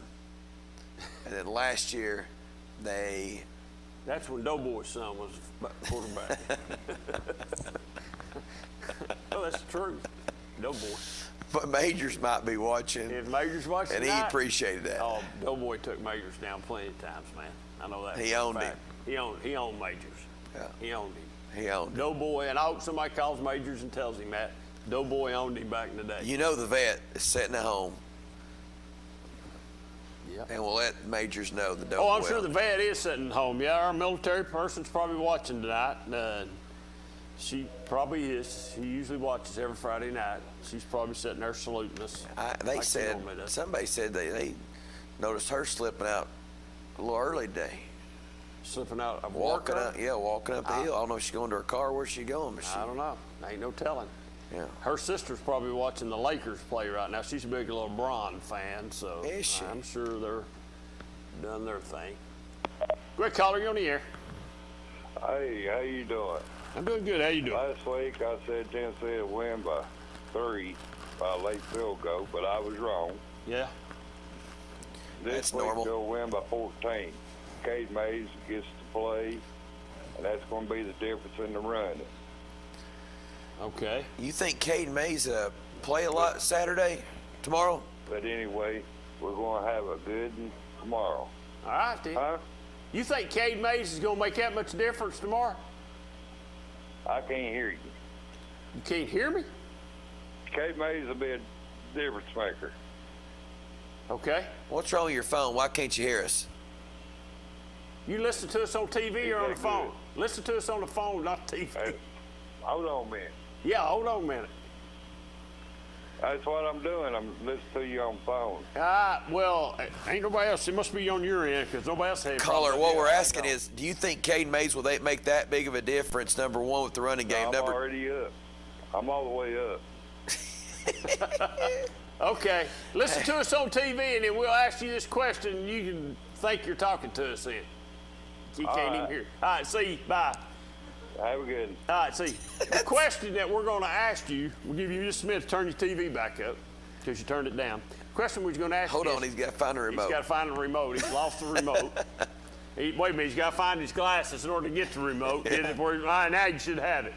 Is Cade Mays going to make that much difference tomorrow in Tennessee's running game that it's 14 points? You serious? I think, Cade, to answer your question, Cade Mays has been practicing every day. Is he going to play a lot? I bet he starts tomorrow. No, he's not going to come in and take somebody's spot. Yeah, he'll start tomorrow. You want to bet? Who are you taking off the line right now? I don't know, but he'll start tomorrow. Can you believe Jeremy Pruitt said that there were 76 offensive snaps in that football game? And Jarek Garantano, whatever his name is, Garantano, made 2 bad decisions out of 76 snaps. That was his grade. Well, so got him in the right running play every time.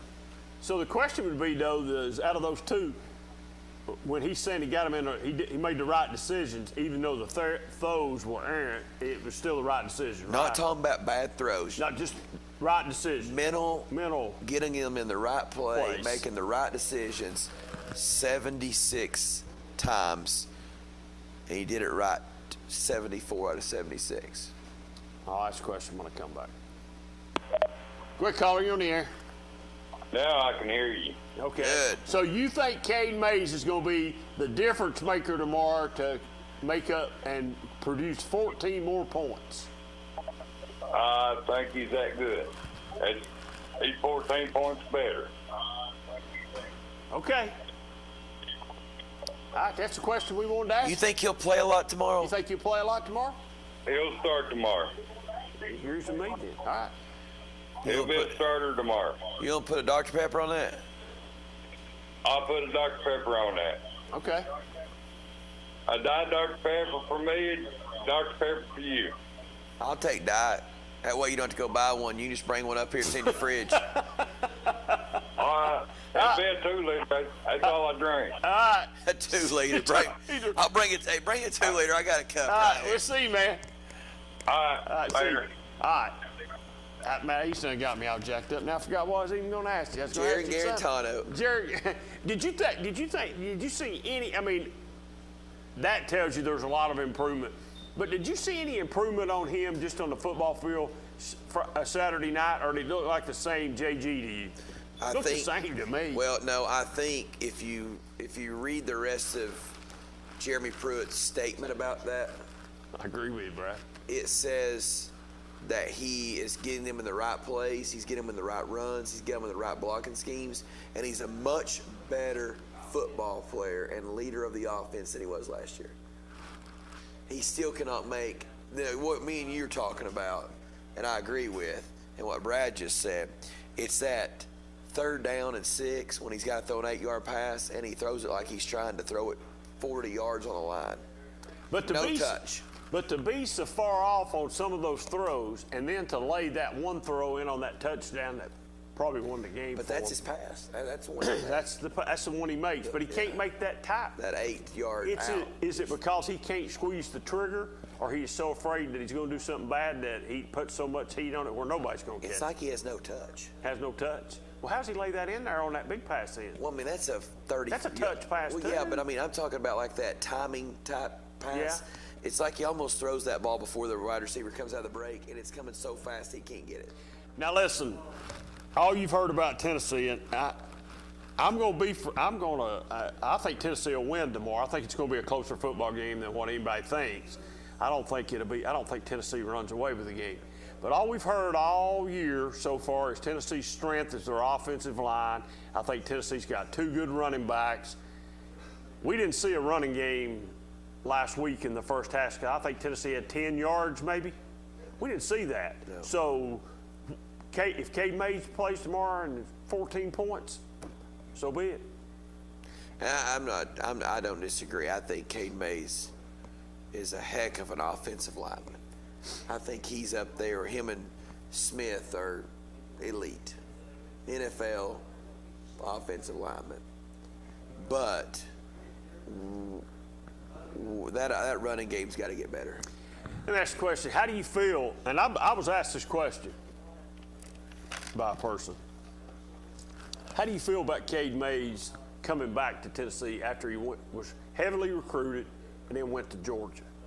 I think Cade Mays made the absolute best decision he could have made by not coming to play for Butch Jones. It's that simple. You cannot tell me that when Hurd and Kamara and those guys were there, that was not a toxic, bad environment to be in. And there was no sign of it getting better with him as the leader of that football team. I mean, I know a lot of people feel the complete opposite of what you just said. Look at They don't Lawrence. think Tennessee they don't think he ought to been able to transfer. It's not the kid's fault that Tennessee had an awful football coach with a bad culture in place. I agree with that, but still yet. And you usually only get one chance to play college football. So why in the world would you go somewhere so toxic? Well, I understand going maybe where there's a winner and the toxic part, but I also understand people saying he should have come to Tennessee and help Tennessee out.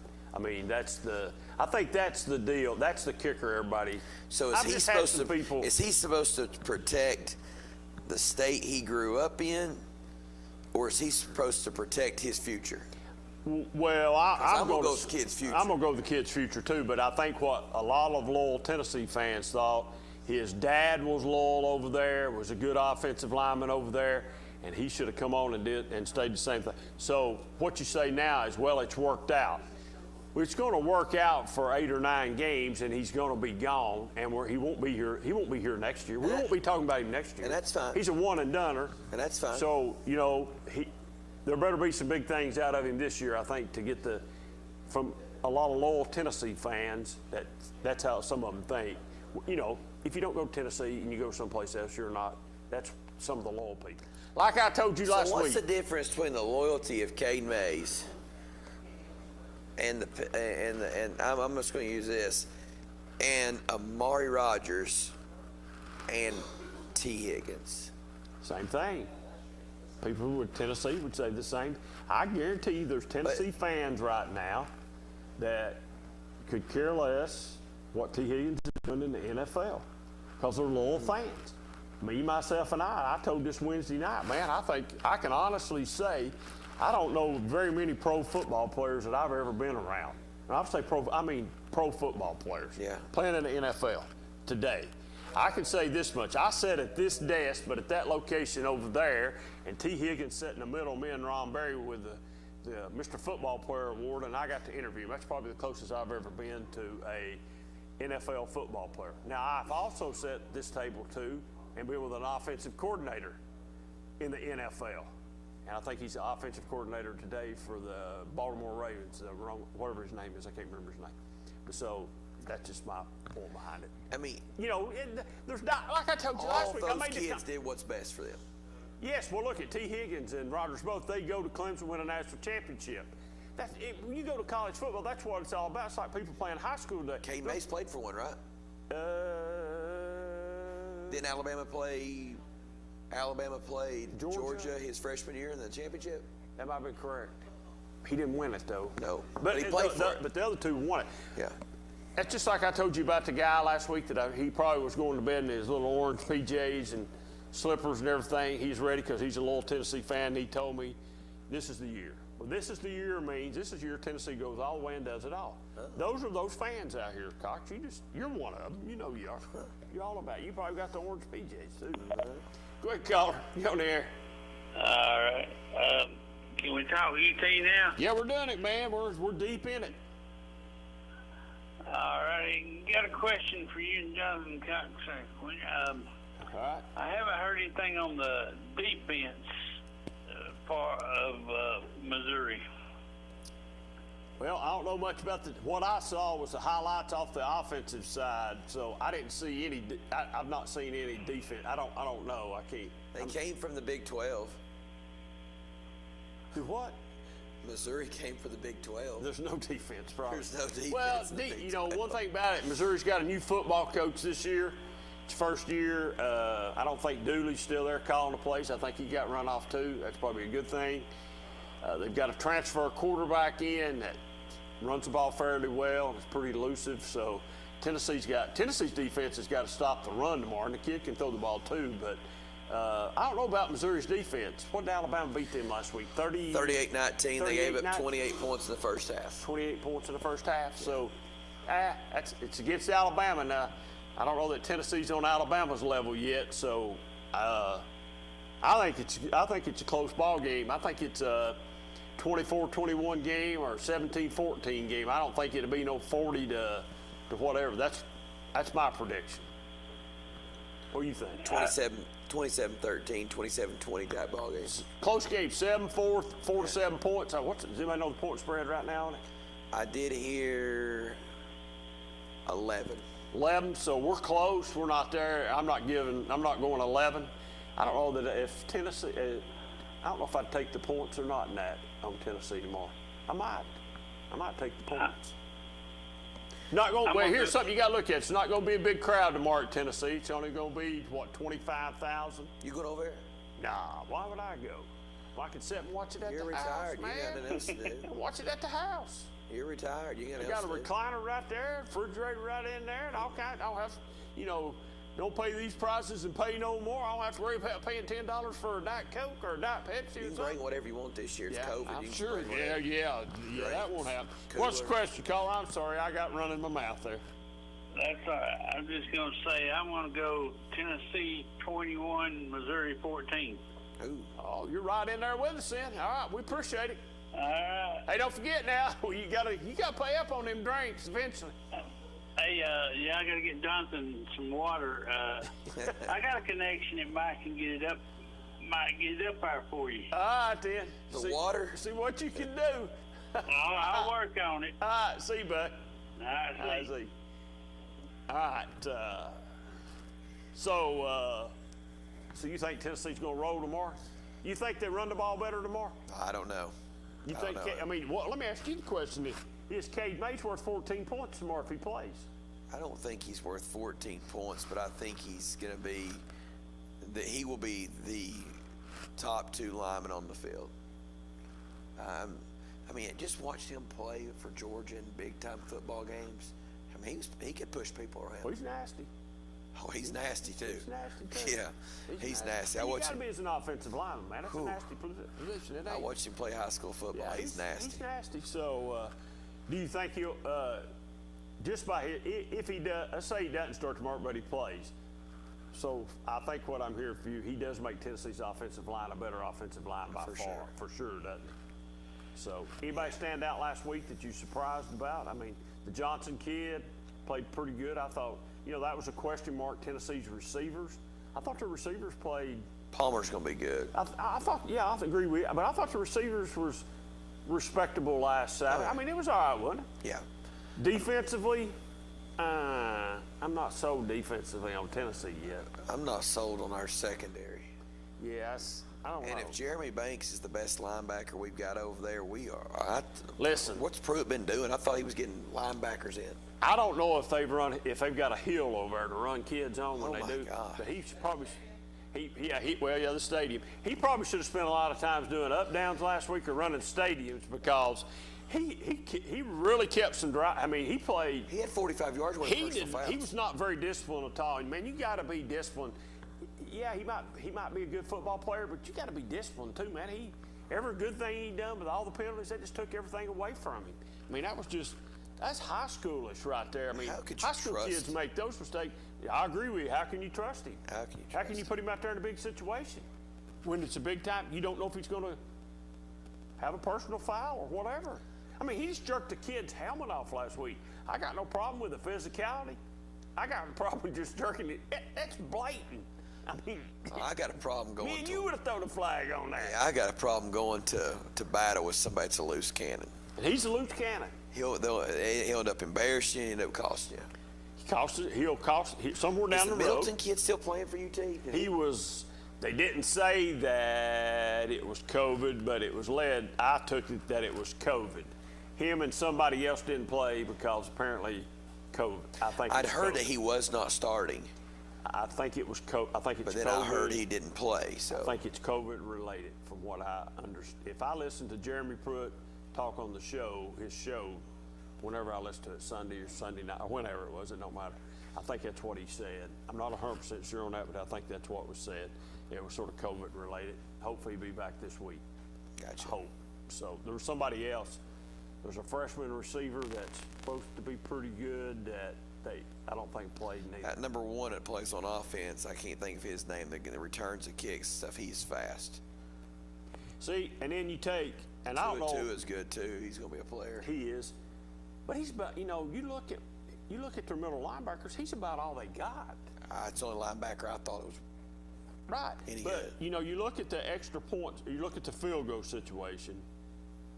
And I don't know if the offensive line plays on the field. I don't know if they have a different group that's the offensive line for the field goal situation.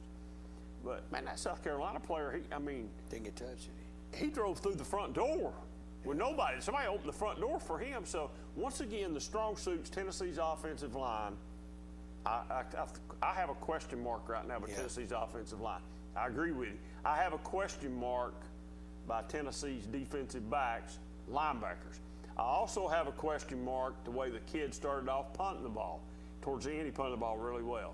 At first, he did not punt the ball very well. So I have some question marks. Are there some question marks? Yes. I think it's all related, Cox, to not having spring practice and everything being messed up the way they're messed up in practice right now and what's going on with COVID. So it wouldn't surprise me tomorrow that Tennessee lost 50-0 or won 50-0. It wasn't. It was really wasn't. It's just going to be a wild season. Because you don't, you don't know who's going to wake up in the morning, who's going to be sick, who's going to be healthy, or anything until that test is done and you find out. That's right. I don't know. So, like I said, I think it's 24-21 or 17-14 or 21-17 or something like that. Yeah. It's a 4-point game. But traditionally now, Tennessee's had trouble with Missouri. Tennessee's had trouble with Missouri. A couple losses that should not have happened happened to Missouri. So, am I right when I say this? Do we not need to look too far down the road because next week, Georgia? Yep. It's at Georgia. In Athens. It's at Georgia. Wonder how Mays is going to be treated down there. You think they'll greet him with open arms and love? I'd say they won't be too much love lost there. I'd say there won't be too much love lost there neither. So, when's the last time Tennessee started 2-0? If they win tomorrow, when's the last time Tennessee started 2-0? I don't remember. 2-0 when Josh Dobbs was the quarterback his senior year. I think that's correct. You might be right. I'm not for sure. When's the last time Tennessee beat Georgia? When was the last time Tennessee started 2-0 in the SEC? I think that's even a better question. That would be when Butch Jones maybe beat Florida. We know they were 1-0 if they beat Florida, but they might have got beat the next week by Texas A&M. I can't remember how that worked. So Tennessee's on a 7-game winning streak right now from last year. Longest in the country. Longest in the country. They're on a winning streak. A lot of teams in the college ranks last week, like Oklahoma, got upset. That's an upset game. Hey, what about Mississippi State? It's awesome. About Mississippi State. Ole Miss. To be honest, Ole Miss didn't look too bad. When do you see we get Mike Leach calling the show? Yeah, that'd be awesome, man. We've had head coach calling. I know we have. But I'd love to talk to Mike Leach. That'd be an awesome conversation, man. We need to get Mike. Could you see that piece of paper he had all his plays on? Just a little bitty old piece of paper like that. And you look at it and go on, But they slung the ball around the whole ballpark. Georgia didn't play. That was bad. Georgia didn't play really good. I think Georgia's still struggling for a quarterback. Somebody said somebody's healthy now and is back. I don't know who it is. That was bad. So, and all the big blue fans out here, all you heard was Kentucky. Kentucky, Kentucky, Kentucky. I'm not sure Kentucky don't beat Tennessee this year. Well, they're going to play better than they played last week. They scored a touchdown that play. They didn't get against Auburn. That game should have been closer than what it was. They basically had 6 points taken off the board. I didn't think Auburn looked very well last week neither. But well enough to win.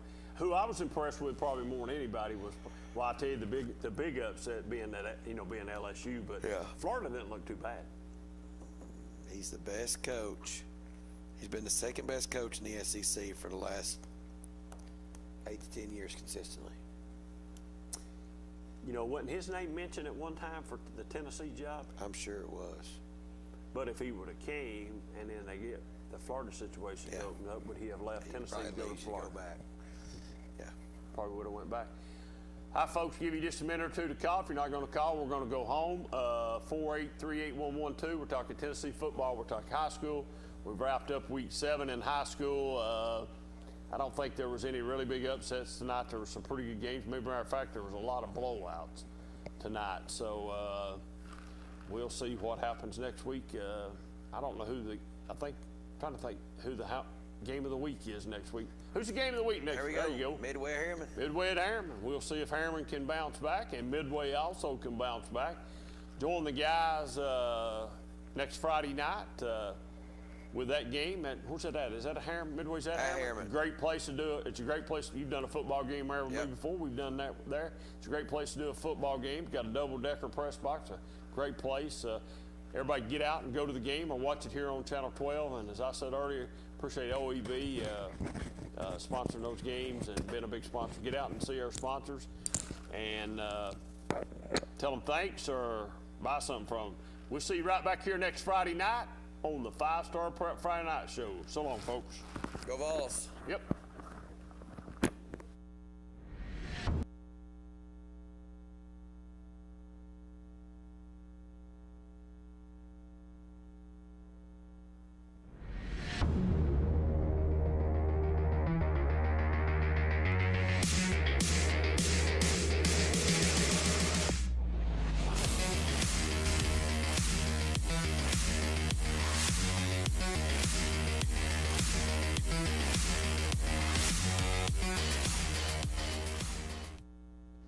I gotta go shower. It's laundry night.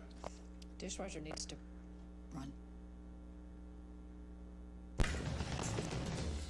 And the Hot Water Wars. A Renai tankless water heater gives you an endless supply of hot water for everything you need to do.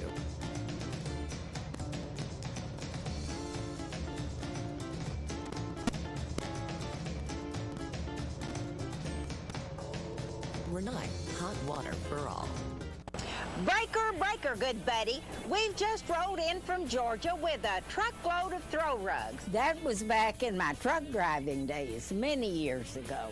Rugs are still rolling in from Georgia every month, featuring Oriental and contemporary area rugs, carpet-style throw rugs, and much more.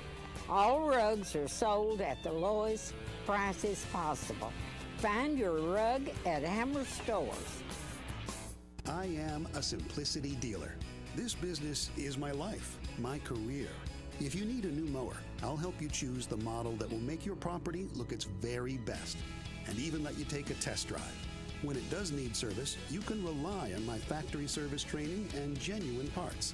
Because I don't just sell products, I build relationships. I am a simplicity dealer. SL Bowman & Sons, 524 North Front Street in Rockwood. Evans Mortuary has been serving the needs of families in and around Roane County since 1976. As established members of our hometown community, we understand the security of dealing with people you know you can trust. We build our reputation on this trust. The Evans family appreciates the confidence the community has expressed in us over the years and will constantly strive to earn that favor. Evans Mortuary, 805 North Gateway.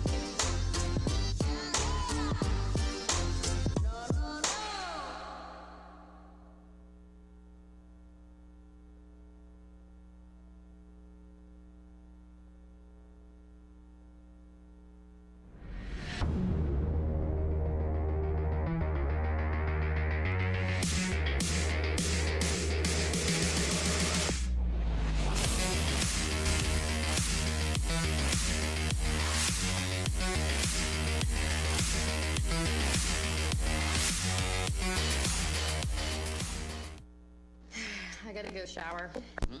It's laundry night. Dishwasher needs to run. And the Hot Water Wars. A Renai tankless water heater gives you an endless supply of hot water for everything you need to do.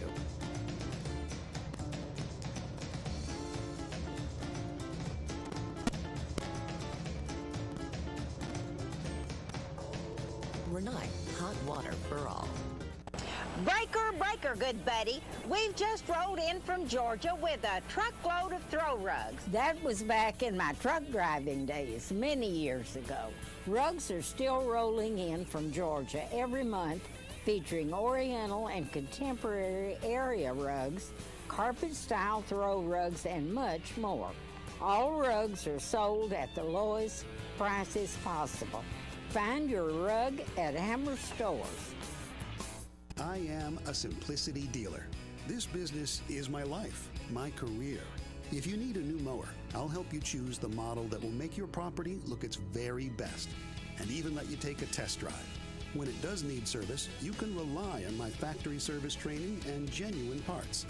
Because I don't just sell products, I build relationships. I am a simplicity dealer. SL Bowman & Sons, 524 North Front Street in Rockwood. Evans Mortuary has been serving the needs of families in and around Roane County since 1976. As established members of our hometown community, we understand the security of dealing with people you know you can trust. We build our reputation on this trust. The Evans family appreciates the confidence the community has expressed in us over the years and will constantly strive to earn that favor. Evans Mortuary, 805 North Gateway.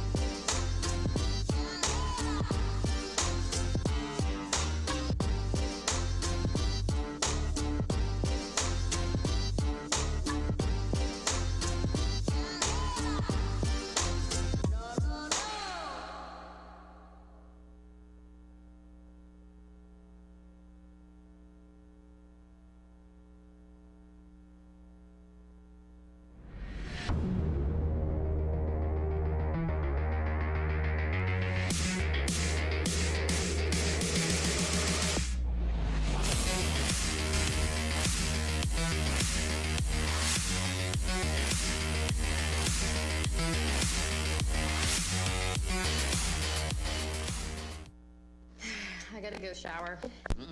It's laundry night. Dishwasher needs to run.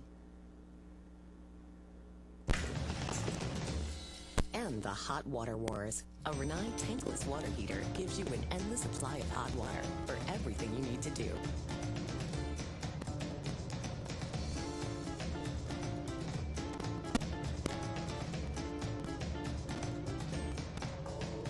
Renai, hot water for all. Breaker, breaker, good buddy. We've just rolled in from Georgia with a truckload of throw rugs. That was back in my truck driving days, many years ago. Rugs are still rolling in from Georgia every month, featuring Oriental and contemporary area rugs, carpet-style throw rugs, and much more. All rugs are sold at the lowest prices possible. Find your rug at Hammer Stores. I am a simplicity dealer. This business is my life, my career. If you need a new mower, I'll help you choose the model that will make your property look its very best, and even let you take a test drive. When it does need service, you can rely on my factory service training and genuine parts. Because I don't just sell products, I build relationships. I am a simplicity dealer. SL Bowman & Sons, 524 North Front Street in Rockwood. Evans Mortuary has been serving the needs of families in and around Roane County since 1976. As established members of our hometown community, we understand the security of dealing with people you know you can trust. We build our reputation on this trust. The Evans family appreciates the confidence the community has expressed in us over the years and will constantly strive to earn that favor. Evans Mortuary, 805 North Gateway.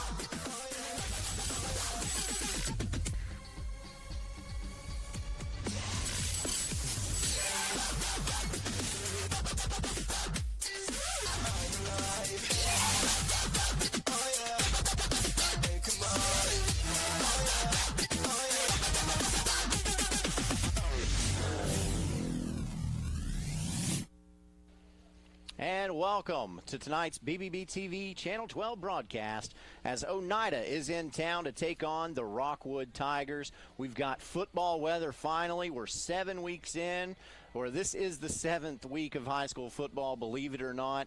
And we have had a great season so far that has been marred by confusion and COVID-19. In fact, because I don't plan on talking about it later at all, Scott High had to cancel its game with Austin East because Austin East had to shut down school for 2 weeks. So the Highlanders get the COVID-19 victory, which is also a region win for Scott High over over Austin East. So in tonight's broadcast, we've got a great game as Oneida is 4-1, and Tony Lambert's squad will try to go to 5-1 against John Webb's Rockwood Tigers. We're at Tom Pemberton Stadium and Civitan Field for this one, and I would also like to welcome in our title sponsor, which is OEB Law. And OEB Law turns your wreck into a check. Any wreck, big or small, can turn your life upside down with bills, inconvenience, lost wages, and stress. OEB understands and knows you need a full and fair compensation for those losses and to help you get your life back to as normal as possible. Go to wreckintoacheck.com or give a call to 865-546-1111 to see what OEB Law can do for you. Again, this is the BBB TV Channel 12 Game of the Week. It's Oneida and Rockwood. We'll discuss and let you know some things going on in the area when we get back on BBB TV Channel 12. OEB Law is excited to be a part of this year's football season. School spirit is at an all-time high. OEB Law is proud to give back and support our community. Come cheer on these great teams with us. And remember, if you've been injured or need legal help, OEB Law will be there for you. So visit wreckintoacheck.com or give us a call, 865-546-1111, and let OEB Law turn your wreck into a check.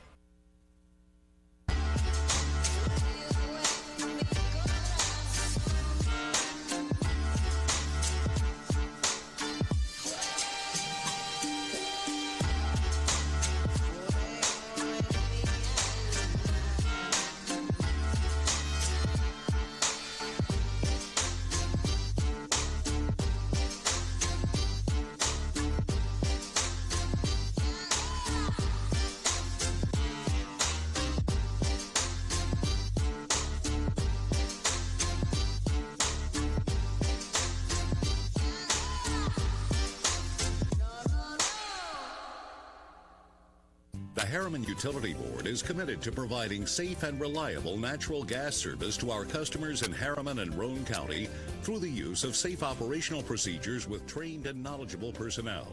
An odorant is added to natural gas and maintained to a certain level so that in the event of a gas leak, it can be easily detected. If you smell or suspect a natural gas leak, please call the Harriman Utility Board at 882-3242.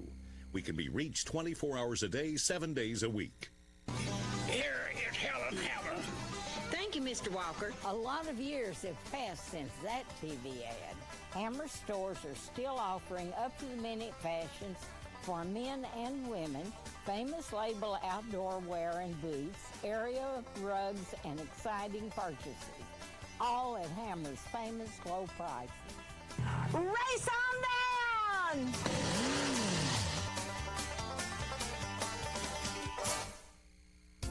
Planning a funeral can be difficult at best, but it can be a lot easier if you work with people who care.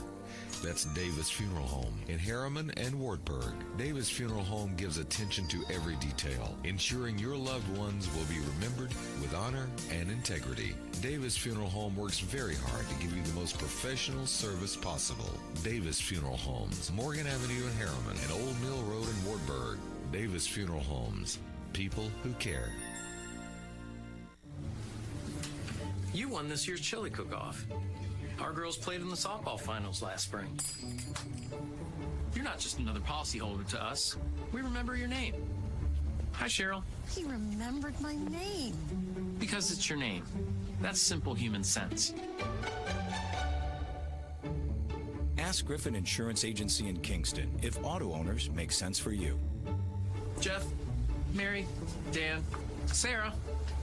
Evans Mortuary has been serving the needs of families in and around Roane County since 1976. As established members of our hometown community, we understand the security of dealing with people you know you can trust. We build our reputation on this trust. The Evans family appreciates the confidence the community has expressed in us over the years and will constantly strive to earn that favor. Evans Mortuary, 805 North Gateway. I gotta go shower. It's laundry night. Dishwasher needs to run. And the Hot Water Wars. A Renai tankless water heater gives you an endless supply of hot water for everything you need to do. Feel the comforts of home with natural gas. Natural gas tankless water heaters cost almost 3 times less to operate annually than the electric models. Make the switch today. Renai, hot water for all. Hi, I'm Ray Varner, and we've got the vehicles you need to make the most of this season. Whether you're exploring the great outdoors or cheering on your favorite team, let's take your fall to the next level in this new 2020 Ford F-150, $24,990. New 2020 Ford Explorer XLT, $40,986. New 2020 Ford Fusion, $19,698. At Ray Varner Ford in Clinton, we are Ford Truck Country. Come and see us today. Shop RayVarnerFord.com.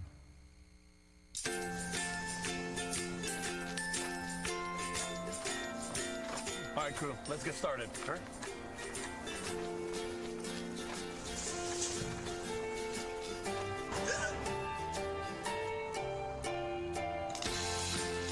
Don't ignore the law. You must call 811 at least 2 to 3 days before any digging project so you can avoid hitting our essential buried utilities. For digging projects big or small, make the call to 811.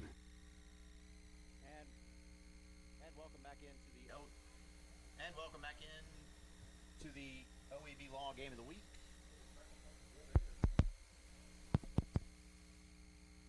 All right, welcome back into the OEB Law Game of the Week. I am Aaron Harvey, and OEB is an East Tennessee-based law firm with a national practice. OEB is led by Timothy G. Elrod. Elrod is from and still calls Anderson County his home. OEB is practiced in state, federal, and city courts. At OEB, we treat our clients like family and are proud to have earned a reputation as East Tennessee's premier personal injury law office, and that's why they've been voted the best of Tennessee for the past 3 years. Tonight it is Oneida at Rockwood, but we have a lot of football going on this week as we look at scores from last night. Bearden defeats Hardin Valley in the rivalry Thursday game of the week, and that gives Bearden its first win of the season. Hardin Valley still looking for its first victory. And Alcoa gets the region win over Northview Academy. That final score, 56-8. Let's look at tonight's schedule for some area teams. Anderson County is at East Ridge. Midway is at Coalfield. Oliver Springs at Harriman. Sunbright at Oakdale. Oneida is at Rockwood, of course. That's the game we're covering tonight. West is at Clinton. Oak Ridge at Carnes. Campbell County is at Powell. Cumberland Gap is at Wartburg. And Kingston does not have a game tonight. And for the first time tonight, I would like to welcome in the one, the only Coach James Gibson.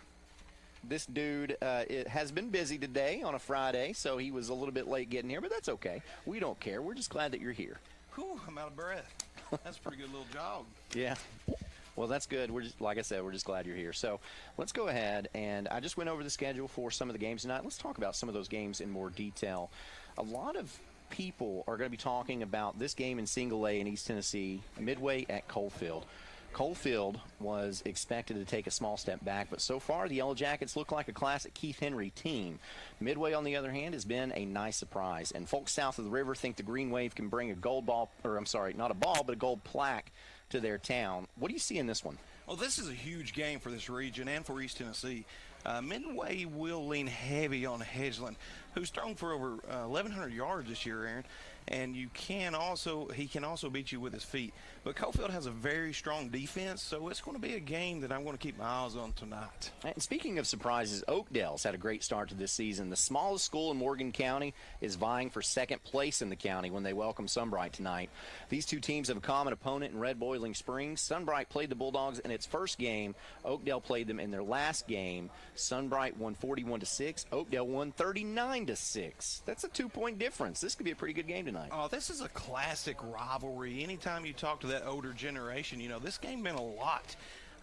This is it's one of the bigger rivalries in Morgan County. So to see these two teams play tonight, it's going to be big.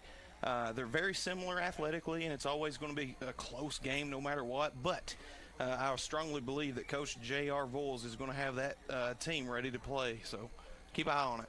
A playoff spot potentially on the line tonight as Wartburg plays Cumberland Gap. The home team has won the last 3 contests, and tonight's meeting is at the Dog Pound. One of these teams gets a significant leg up in the playoff race. How do you see this one playing out? Well, this one's a total toss-up on paper, but I think Coach Human and company will have the Dogs ready to play tonight, and I think they're going to get the first win of the 2020 season. One more for the small schools as Oliver Springs goes to Harriman. This is a big opportunity for both of these schools to establish their destiny for the rest of the season. Yeah, this is another classic Roane County rivalry, and this one's going to be a battle early on. Oliver Springs will look to overpower Harriman with a lot of heavy dose of running game. So let's see if Harriman can keep it close early. And look at your screen right now. I've always heard the saying, red sky at night, sailor's delight. But I think tonight, red sky at night, football fans' delight. We've got a great atmosphere here, football weather. We've got a great game scheduled for you as 2 classic power programs in East Tennessee are getting together. And so it's going to be a great one tonight in your OEB Law Game of the Week. We got some other games around the area that we want to preview first before we get into this one. And so we'll do that when we get back. OEB Law is excited to be a part of this year's football season. School spirit is at an all-time high. OEB Law is proud to give back and support our community. Come cheer on these great teams with us. And remember, if you've been injured or need legal help, OEB Law will be there for you. So visit wreckintoacheck.com or give us a call, 865-546-1111, and let OEB Law turn your wreck into a check.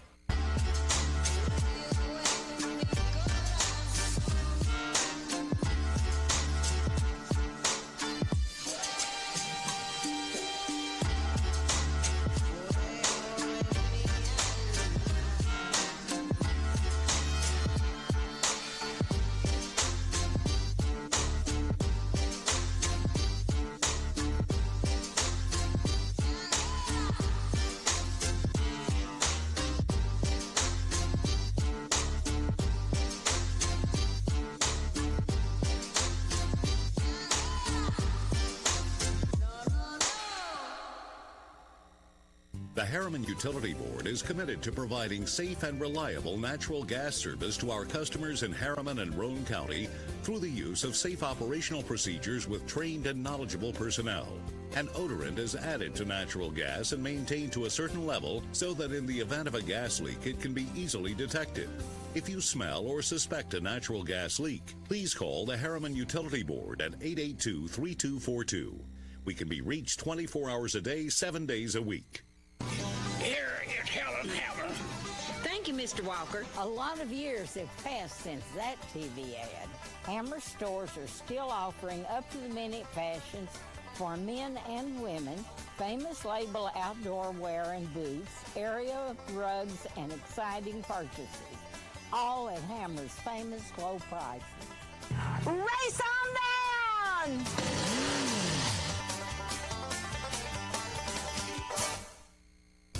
Planning a funeral can be difficult at best, but it can be a lot easier if you work with people who care.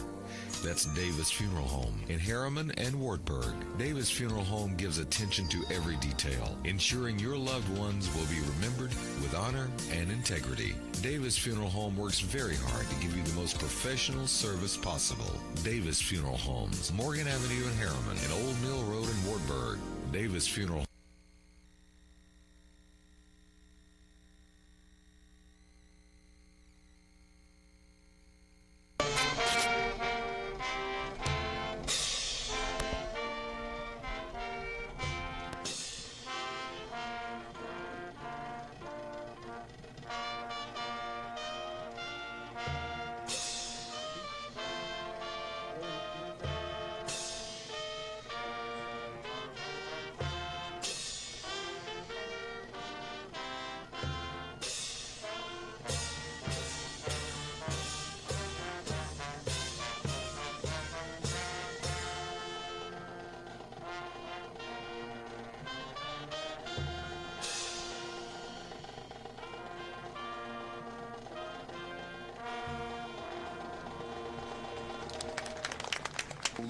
A little bit of a breeze blows that Star-Spangled Banner, and that's the same thing that Francis Scott Key saw when he wrote our nation's anthem. And congratulations to the Rockwood High School Marching Band being able to be out there with COVID-19. A great performance of our national anthem. As this is the OEB Law Game of the Week, we are at Civitan Field for a great one tonight as Oneida has made the trip to Rockwood to take on the Tigers. So let's look at some more of our games this week. Surprise, surprise, James Hoot Gibson. Central's pretty dang good. The two-time defending state champion has Halls tonight after picking up Hall's opponent last week. The Red Devils were on a COVID vacation, which allowed Central to play Powell.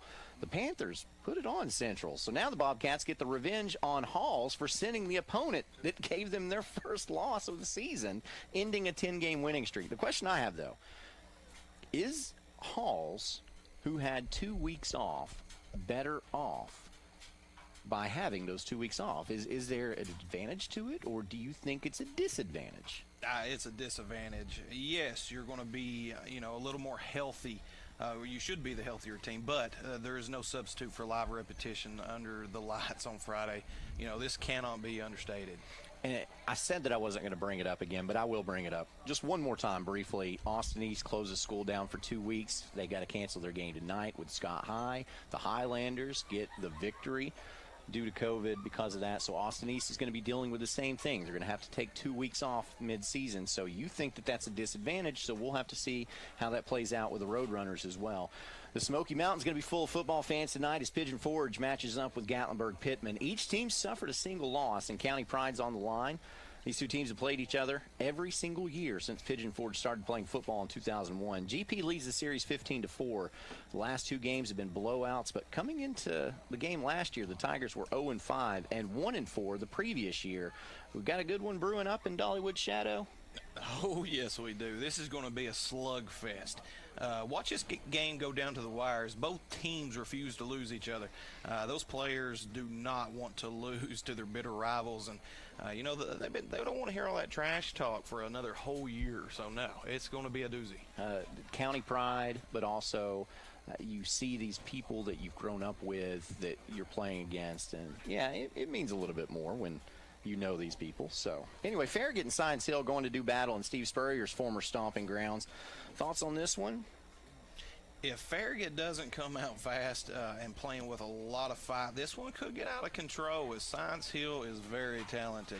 They've got several college athletes on that roster. We're 6 weeks through the season tonight. We'll be 7 weeks through. What are some of the biggest surprises so far this season to you? Well, if you would have told me a team with only 15 players, all starters playing both ways, on special teams, on everything, basically playing classic Iron Man football back in the 50s. Would be setting at a 4-2 record. I would have called you a liar. So, the biggest surprise so far is the Oakdale Eagles out of Morgan County. That's the biggest surprise for me. Oakdale got that win over Wartburg to prove that this isn't a fluke of a season. They really are a great team this year, and it'll be fun to see what they do against the Sunbright Tigers tonight. Again, this is the OEB Law Game of the Week. A good one is brewing because Oneida is in town ready to play. The one-loss Oneida Indians suffered their first loss last week. They'll be looking to get revenge against John Webb's Rockwood Tigers. We'll talk about that game when we get back on your OEB Law Game of the Week. You won this year's chili cook-off. Our girls played in the softball finals last spring. You're not just another policyholder to us. We remember your name. Hi, Cheryl. He remembered my name. Because it's your name. That's simple human sense. Ask Griffin Insurance Agency in Kingston if auto owners make sense for you. Jeff, Mary, Dan, Sarah. Evans Mortuary has been serving the needs of families in and around Roane County since 1976. As established members of our hometown community, we understand the security of dealing with people you can trust. We build our reputation on this trust. The Evans family appreciates the confidence the community has expressed in us over the years and will constantly strive to earn that favor. Evans Mortuary, 805 North Gateway. I gotta go shower. It's laundry night. Dishwasher needs to run. And the Hot Water Wars. A Renai tankless water heater gives you an endless supply of hot water for everything you need to do. Feel the comforts of home with natural gas. Natural gas tankless water heaters cost almost 3 times less to operate annually than the electric models. Make the switch today. Renai, hot water for all. Hi, I'm Ray Varner, and we've got the vehicles you need to make the most of this season. Whether you're exploring the great outdoors or cheering on your favorite team, let's take your fall to the next level in this new 2020 Ford F-150, $24,990. New 2020 Ford Explorer XLT, $40,986. New 2020 Ford Fusion, $19,698. At Ray Varner Ford in Clinton, we are Ford Truck Country. Come and see us today. Shop RayVarnerFord.com.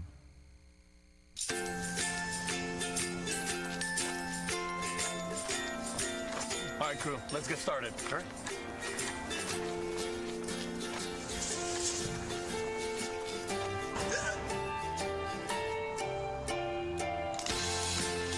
Don't ignore the law. You must call 811 at least 2 to 3 days before any digging project so you can avoid hitting our essential buried utilities. For digging projects big or small, make the call to 811.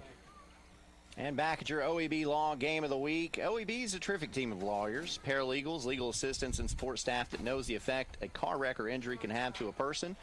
The team works extremely hard to help resolve the claims so that they can move forward from a tragic incident and focus on rebuilding and recovering their life with a full and fair compensation, whether it's through a settlement or a lawsuit. OEB Law is the number to call, 865-546-1111. Go to reckontoacheck.com for more information. Now let's get into our main event tonight, and that is Rockwood and Oneida. It's been a great rivalry, but really not a storied one.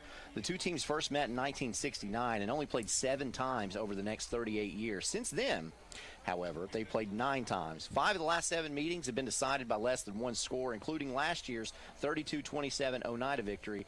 The Indians are led by head coach Tony Lambert in his 11th season and 2nd stint. Rockwood, of course, led by John Webb, who has been the ball coach here for a quarter of a century. Imagine that. What's interesting is that in Coach Webb's first year, in 1996, he got his 3rd ever win, and it came against this Oneida Indian team, and it would be the last time that these two teams played for 11 years. Webb's overall record against the Indians is 5-4, while Lambert's record against Rockwood is 5-3. Am I leaving anything out? Nope. This is why we're here, folks. It's going to be a good one. You've got 2 of the better coaches in East Tennessee, in my opinion, especially defensively with Coach Tony Lambert at Oneida. It's going to be a good one. Now, work with me here. Put this picture in your mind as I describe it to you. I think it's fair to describe Rockwood's season like a camel's back. Am I right? up and down. Win, loss, win, loss, loss, win. Oneida, on the other hand, just suffered its first loss of the season last week against Upperman. However, something to keep in mind is they do have a common opponent in Oliver Springs. Oneida took down Oz in week 1 by a score of 14-6, while Rockwood took care of business during rivalry Thursday, knocking off the Bobcats 35-8. Given how the styles of these two teams are very similar, do you draw anything from the OS games? Well, normally you would for sure, but these high school teams, they're so different in their personnel that it's hard to really. They're very similar, but they do so many different things just according to the personnel that they have for that year. This is our first look at Oneida, but we do know all about Colby Morgan. He's been offered by Navy, Army, Tennessee Tech, University of the Cumberlands. Dynamic running back for this team that loves to pound the rock, but he's also an all-state punter. How excited are you to see this kid? I believe his average is 38.7, which is like top 10 in the state of Tennessee. It's impressive. You're talking about a kid that's 6 foot, 215 pounds, a monster running back who has ran the ball for over 772 yards, 10 touchdowns so far. He's the real deal and one of the better prospects in the region. I'm talking all East Tennessee. Rockwood will have to key on this guy all night, or he will make them pay. Let's say that you're coaching the defense for a second, and you know that Oneida's got a guy like Colby Morgan. What goes into the game plan to even try to stop this kid? Well, from the game film, the limited game film that I saw, Aaron, he was touching the ball 30-something times. So defensively, we're keying him through the guards to the fullback, and he'll lead us to the promised land. So rally to the football, make contact, and run through the football, and let's try to slow him down. Morgan is dealing with major adversity as his younger brother Isaac suffered a car accident a few weeks ago and was airlifted to UT Medical Center. Both of his legs were badly broken, and his recovery is going to be a long road. So that's another storyline to keep in mind as we watch the older brother Colby play tonight. Yeah, that's truly devastating for the Morgan family, and we're all keeping them in our prayers. It's truly devastating. Please keep them in your prayers. Rockwood is looking for consistency at quarterback as Coach Webb's team has played at least 3 different signal callers throughout the season. Rockwood's success may also hinge on the health of young Jaden Hannibal, if healthy. Seeing Hannibal and Morgan on the same field will be worth every penny you at home are paying to see it. Ha ha ha, that's a joke. What are the keys tonight? For Oneida, run the football, control the line of scrimmage, and control the time of possession and force turnovers. Rockwood, you cannot turn the ball over. You cannot have 20 penalties like we've seen before. Clean football, mistake-free football, and you'll have a good game here tonight. Tonight's game also brought to you by the mayor of Rockwood and council members Steve Bryant, Jason Jolly, Shane True, Mike Fuller, Harold Holloway, and Bobby Anderson. All big fans of the Rockwood Fighting Tigers and hope they have a winning season this year so that they will be in the playoff picture at the end of this season. As Mayor Brillo Miller would say, go Tigers, play hard tonight and win, win, win. And they're going to have to play hard tonight to win, win, win. As you see the standings overall there for Region 2, Oneida, Rockwood, possibly this game. Well, it's not possibly even. This game right here will determine a home or away playoff spot. Whoever wins this game is pretty much guaranteed a home game in the playoffs. So that's another thing to watch tonight that makes this game a big deal. Yeah, this is a game to be at tonight, folks. You're not going to have a better one to see tonight and Friday here in Roane County, that's for sure. Civitan Field, Rockwood, Roane County. That's where this one is taking place. I'm Aaron Harvey, joined by James Gibson, and we'll get ready for kickoff and more when we get back on your OEB Law Game of the Week. OEB Law is excited to be a part of this year's football season. School spirit is at an all-time high. OEB Law is proud to give back and support our community. Come cheer on these great teams with us. And remember, if you've been injured or need legal help, OEB Law will be there for you. So visit wreckintoacheck.com or give us a call, 865-546-1111, and let OEB Law turn your wreck into a check.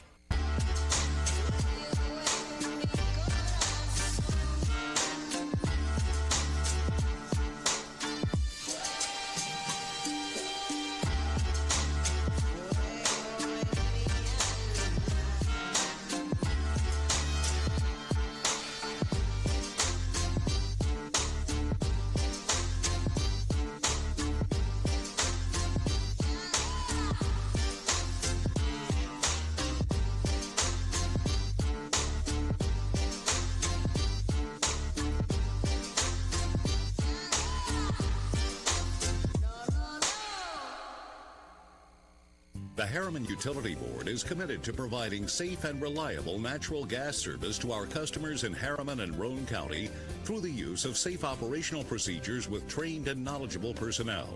An odorant is added to natural gas and maintained to a certain level so that in the event of a gas leak, it can be easily detected. If you smell or suspect a natural gas leak, please call the Harriman Utility Board at 882-3242. We can be reached 24 hours a day, 7 days a week. Here is Helen Hammer. Thank you, Mr. Walker. A lot of years have passed since that TV ad. Hammer stores are still offering up-to-the-minute fashions for men and women, famous label outdoor wear and boots, area rugs, and exciting purchases. All at Hammer's famous low prices. Race on down!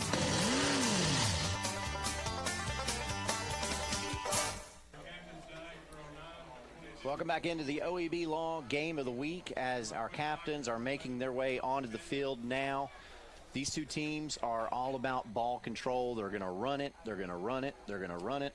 As a matter of fact, Oneida has only thrown for a little more than 200 yards on the season. They're looking to run it, run it, run it. We know that from experience of watching Rockwood that Rockwood is going to do the exact same thing, James Gibson. So as we see the coin toss, Oneida has won, defer to the second half. Makes sense. It's going to be a field position kind of game tonight. No, yeah, time of possession. Whoever holds the ball longer tonight will get the win. It's going to be power football, classic, nothing special. Whoever controls the line of scrimmage is usually going to be the winner in these type of football games. And team captain on the field tonight for Oneida winning that coin toss was Colby Morgan. We will be seeing a lot more of that young man, and we're going to be saying his name a bunch. Very talented player. As we await the arrival of the Rockwood Tigers, getting set up, about to run through the sign. And then we are going to be able to set this thing up and play some football. Yeah, it's beautiful weather tonight. I believe it's about 54 degrees, just a little bit of wind.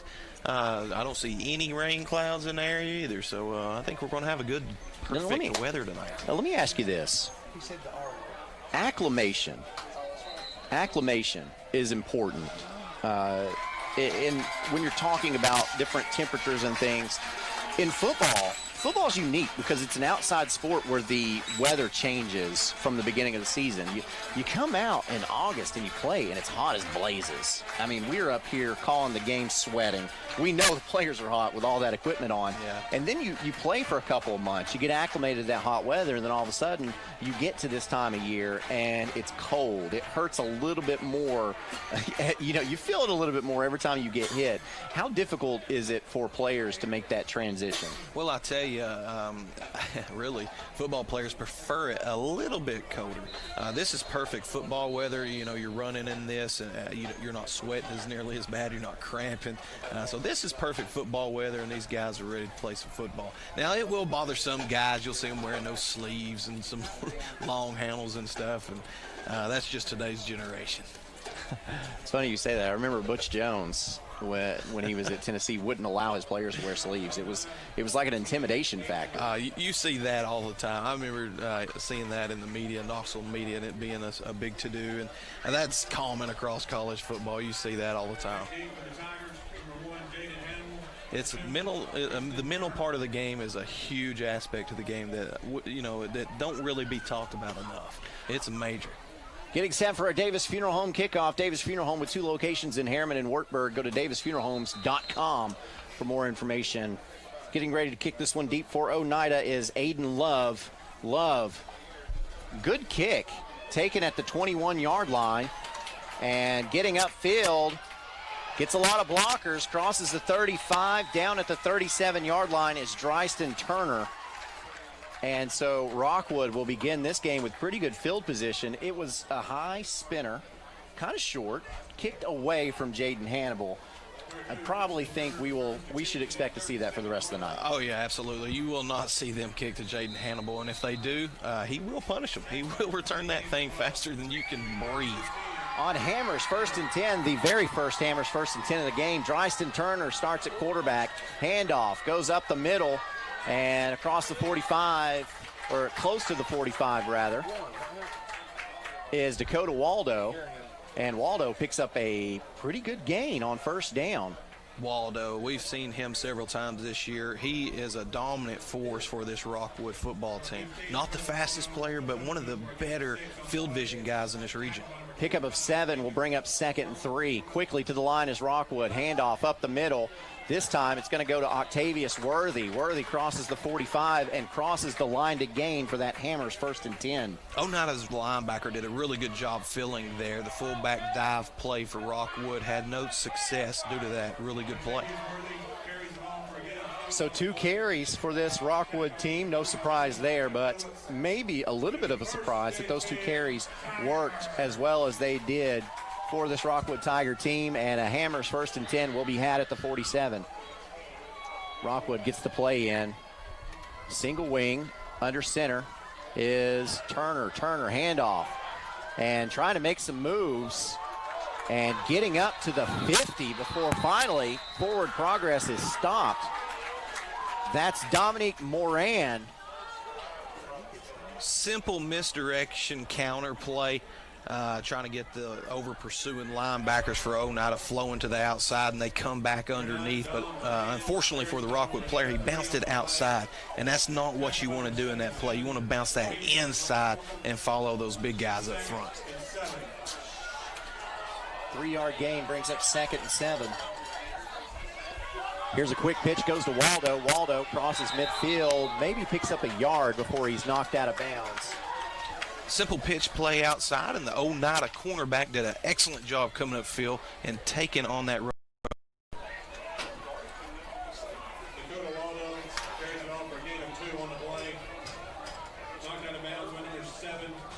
So the first 3rd down of the game. 3rd and 5. Third, we're going to call it 3rd and a long 4, a short 5. Turner lines up in the shotgun this time. Sends a man in motion. That's Moran, and somebody jumped.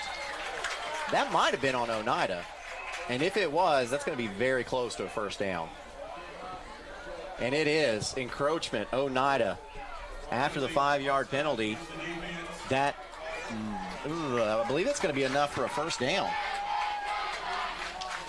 Yeah, the big defensive tackle, big number 78 for Oneida, jumped a little bit early, and Rockwood did a good job seeing that and moving it. Got to be able to watch the ball up front if you're going to play the defensive line. That's got to drive you nuts. He's right in front of the ball. Yeah. You got to watch it. Turner under center. And maybe another man jump, but didn't go off sides as Moran gets the handoff. Picks up about 2 before he's brought down, trying to bring it across the left side. Now, that time they came back with the same play they ran earlier that he bounced outside. Well, this time he bounces more inside, and you see he has a little bit more of a hole there, especially if that offensive line can keep the block a little bit longer. And we got to see Chuck Fleischman's smiling face on that replay. 2-yard gain brings up 2nd and 8. Turner under center, wings to both sides, single man in the backfield. Turner fakes the handoff. Now he's looking to pass, throws it way upfield. That's a wobbling duck, but wide open. And that pass ball's incomplete. It looked like, who ran up? It looked like Hannibal maybe got in front of that ball. It looked like Zadrian Fickey maybe had a better chance at catching that. Yeah, the safety for Oneida, number 9, Joel Crouch, the senior, came in big there to deliver the hit on Jaden Hannibal to secure that ball being incomplete. Quarterback for Rockwood just threw it up for a prayer, and unfortunately it was not answered for Rockwood. I believe in that situation, based on the way it ended, maybe Turner was late delivering that football. So now Turner operates out of the shotgun, and we had Oneida jumped again. And here the ball goes up again. Man is there, and that pass is incomplete. And that was attempted, it was thrown to Owen Heil, and just a little bit short. Heil adjusted to the football, but unable to bring it down. Rockwood going with a throw game early, which is surprising to me, but really they see something they like, which I don't see what they like. That was double coverage. Yeah. But, hey, you like the aggressiveness out of Rockwood early. Howell back into the game to punt this football away. Back deep to receive for Oneida. Really difficult to see because of the orange numbers on the white jerseys, but nice spiraling punt by Heil. Bounces dead at the 13-yard line, it looks like, and that's where Oneida will begin its first possession of the game with the Hammers 1st and 10.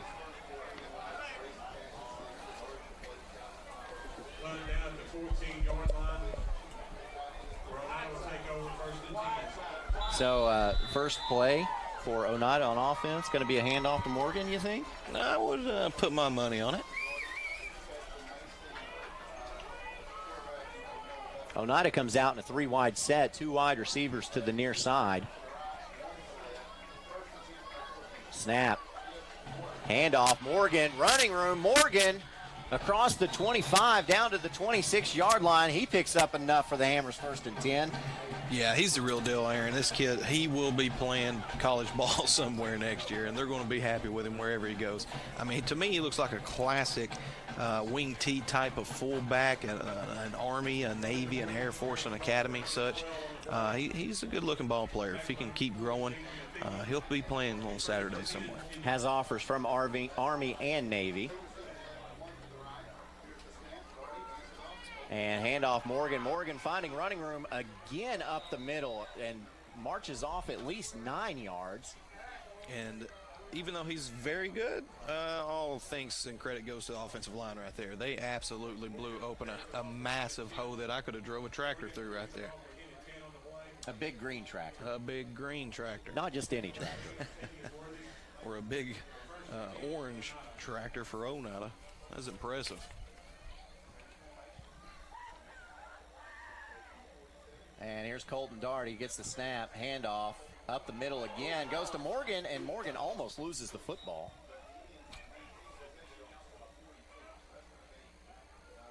But Morgan gets across the 40 down to the 41-yard line.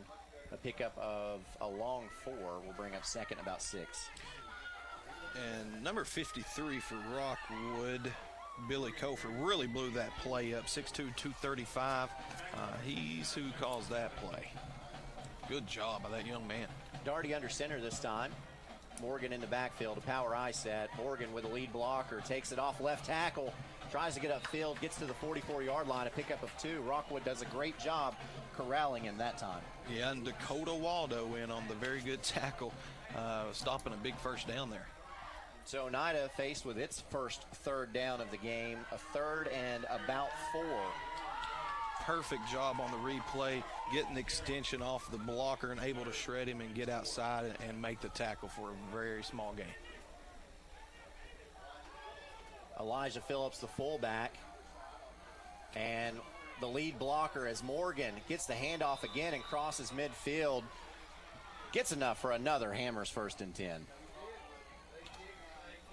What a workhorse. Yeah, he is. Tough running. You see how light he is on his feet. He's a special player, and when he's in the ball game, he's a definite game changer, as you see there on the replay. Thank you, Chuck Fleischman, for supplying that. Morgan does come out for this play, however.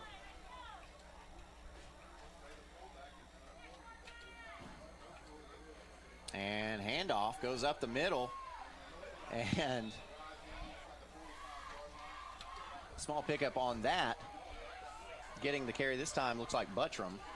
Noah Buttram. Big Noah Bertram. It don't have his weight listed, but he is a big running back. And there's always Bertrams up at Buttrams, and everything else in Oneida every season. And they're always a big dominant player up there for them. Yeah, it's funny. Each community has its set of last names that you just expect to see. Interesting formation here with twins on a... And Darty hands off, going up the middle, as Colby Morgan has re-entered the football game and gets across the 40, might have enough for another 1st down. He's a little bit short. Oneida's offensive line has really dominated this game so far.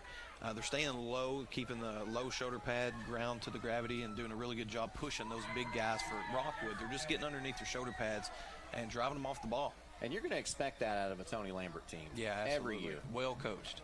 Power I formation again. Daugherty under center, handoff Morgan, straight up the middle on a dive play. Gets to the 35-yard line before he's brought down. I mean, that just shows you right there on that play. He drug 6'4", 295-pounder Jackson Kelly an additional 3 to 5 yards there on the play. He's a real deal. That'll bring up another Hammers 1st and 10 for Oneida. The Indians set up at the 35-yard line. And Oneida not doing anything special or fancy. Nope. However, Daugherty is operating out of the shotgun this time. 2 wide receivers to the far side, handoff Morgan. And Morgan stopped in the backfield and dropped for a loss of about half a yard. Gavin Evans coming in big, the senior, 5'10", 210 pounds, recognized the play early, flew to the football, and made a very good tackle. And so for the first time on this drive, Oneida doesn't pick up positive yards on first down and has to work behind the sticks, albeit just about 4 inches behind the sticks. 2nd and a long 10 is what we'll call it. Daugherty under center. Sends an extra blocker to the right side. And there's a fumble, and falling on it is Colby Morgan. And so Oneida loses another couple of yards. It will be 3rd and long. It's pretty big, pretty big. Just the quarterback looked like he bailed a little bit early on the center, which caused a fumble. And we've got a stop and play here for some reason. We'll see. It is a dead ball sideline warning on Rockwood. That is the first warning for the Tigers. Next one will result in a 5-yard penalty. So, where the ball is spotted at the 41-yard line, the yardage to make, they got to get it to the 30, no, they got to get it to 25. So we'll call this 3rd and 14, James Gibson. Well, if you're Tony Lambert, do you trust Colton Daugherty, to the quarterback, the young sophomore quarterback for Oneida, to throw the ball in this situation? 3rd and 14 is definitely a passing opportunity. But again, you've got Colby Morgan sitting back there who can totally run off a 14-yarder here. So it's going to be a halfback draw. Halfback draw, and let's see what happens. That's what it's going to be. I'm going to say a rollout. They're going to pause. They're just going to stand there for. Daugherty's going to stand there for a second, like he's going to throw, and then out of nowhere, he's going to hand it off. A hole's going to be there. Pickup of 9 is going to bring up 4th and 5, and the Indians are going to go for it. And if that is the case, we're going to go play the lottery after that. Hey, that's not going to be the case. Although, I don't know. Look, Daugherty's lining up in the shotgun, and he's got Morgan back there with him. Let's see. If it's a rollout, you got to get me a Red Bull. Oh, yeah. I didn't do that this week. Let's see. Daugherty to the line. Got 7 seconds on the play clock. Here's the snap. Nope. Daugherty's going to roll back to pass. Finds he had Morgan on a wheel route coming out of the backfield, running up the sideline. Could not hit him, though. That pass was almost picked off. Fickey standing by. One of the better defensive backs in Roane County, if you ask me. Fickey is all over the field, and usually whoever the offense is trying to target, he's who's guarding them. Best on best. Neither one of us winning any money, by the way. So Morgan into the game to punt. Jaden Hannibal back deep along with Dryston Turner for Rockwood. Here's the punt. It is a high. Looked like it came off of his foot badly. And that ball takes a Rockwood bounce and rolls out of bounds at the 25. Terrible punt by the All-State punter. That's from the 38 to the 25. That's a net 13-yard punt, which is odd for him. Yeah, it really is. That's very rare. You're talking about a guy that was averaging almost 40 yards per punt. So, yeah. All right, before Rockwood gets this drive started, we're going to take the opportunity to talk to Tim Elrod of OEB Law. Mr. Elrod, of course, our title sponsor of our games. As we see this Hammers 1st and 10, Turner, handoff, Waldo. Waldo find some running room up to the 30, and that's where he's going to be down. Pick up a 5 will bring up 2nd and 5. All right, so let's see, 5 of the last 6 games you have come up and done an interview with us. You've got to see a scoring play. That streak was broken last week, so let's see what happens. Rockwood, pretty good start to their drive with a 5-yard gain. What do you think about this one tonight? You know, Rockwood's record doesn't really reflect their effort. You know, they have, the past times we saw them, they have big play capability, but, you know, when you match them up with Oneida tonight, man, they've got a running back, and so. As here is the first touch for Jaden Hannibal. It's almost like the Rockwood's a step away. You know, that was not the best pass that they threw deep their last possession. You know, almost a 50-50 ball. But Rockwood has that explosive ability, which I think keeps them in the game for this entire game if they can, you know, just stop Oneida's running attack, because clearly that's what Oneida's intending to do. And that guy right there, Jaden Hannibal, fun player to watch, just a junior, only stands at 5'6", but he is a showstopper. As a Hammers 1st and 10 for Rockwood, ball spotted at the 36-yard line. Turner sends Hannibal in motion. Handoff goes straight up the middle, and getting to the 40-yard line, picking up 4 yards for Rockwood, is Derek Houston. You know, it's almost like Rockwood's trying to set him up for that play-action deep ball, trying to get it to Hannibal, but, you know, they've got to have time to do it. And you know, you can look at Oneida's line, the defensive line, as well as their offensive line. They've got some size. So, yeah, you know, it looks like maybe they saw something on that Oneida film that lets them think that they can throw the ball deep on them. So we'll see if they are trying to set that up. Bunch formation to the left here on an end around. Hannibal crosses the 40 to the 45, and he's brought down really close to the Hammers 1st and 10 line to gain. Really like his running style. He's really fast. When he turns it upfield, you know, he hits a second gear. I really like that player. He's a special one, no doubt. Jaden Hannibal, I don't know if you were here last year when we covered that guy, but he hurdled somebody, jumped maybe 5 feet up in the air. It was wonderful. And that's how the first quarter is going to come to a close. So you haven't seen a scoring play yet, but you still could. So let's talk about OEB law. It's been a crazy 2020. It's been an insane year. What's been your experience? Are things more crazy in the law world right now, or is it just the rest of the world? Well, I'll tell you, you know, in the law world, in what I do, and that's representing people in car accidents, you know, when they had the stay-at-home orders, obviously people stayed at home. There wasn't as many accidents, so we felt an effect somewhat.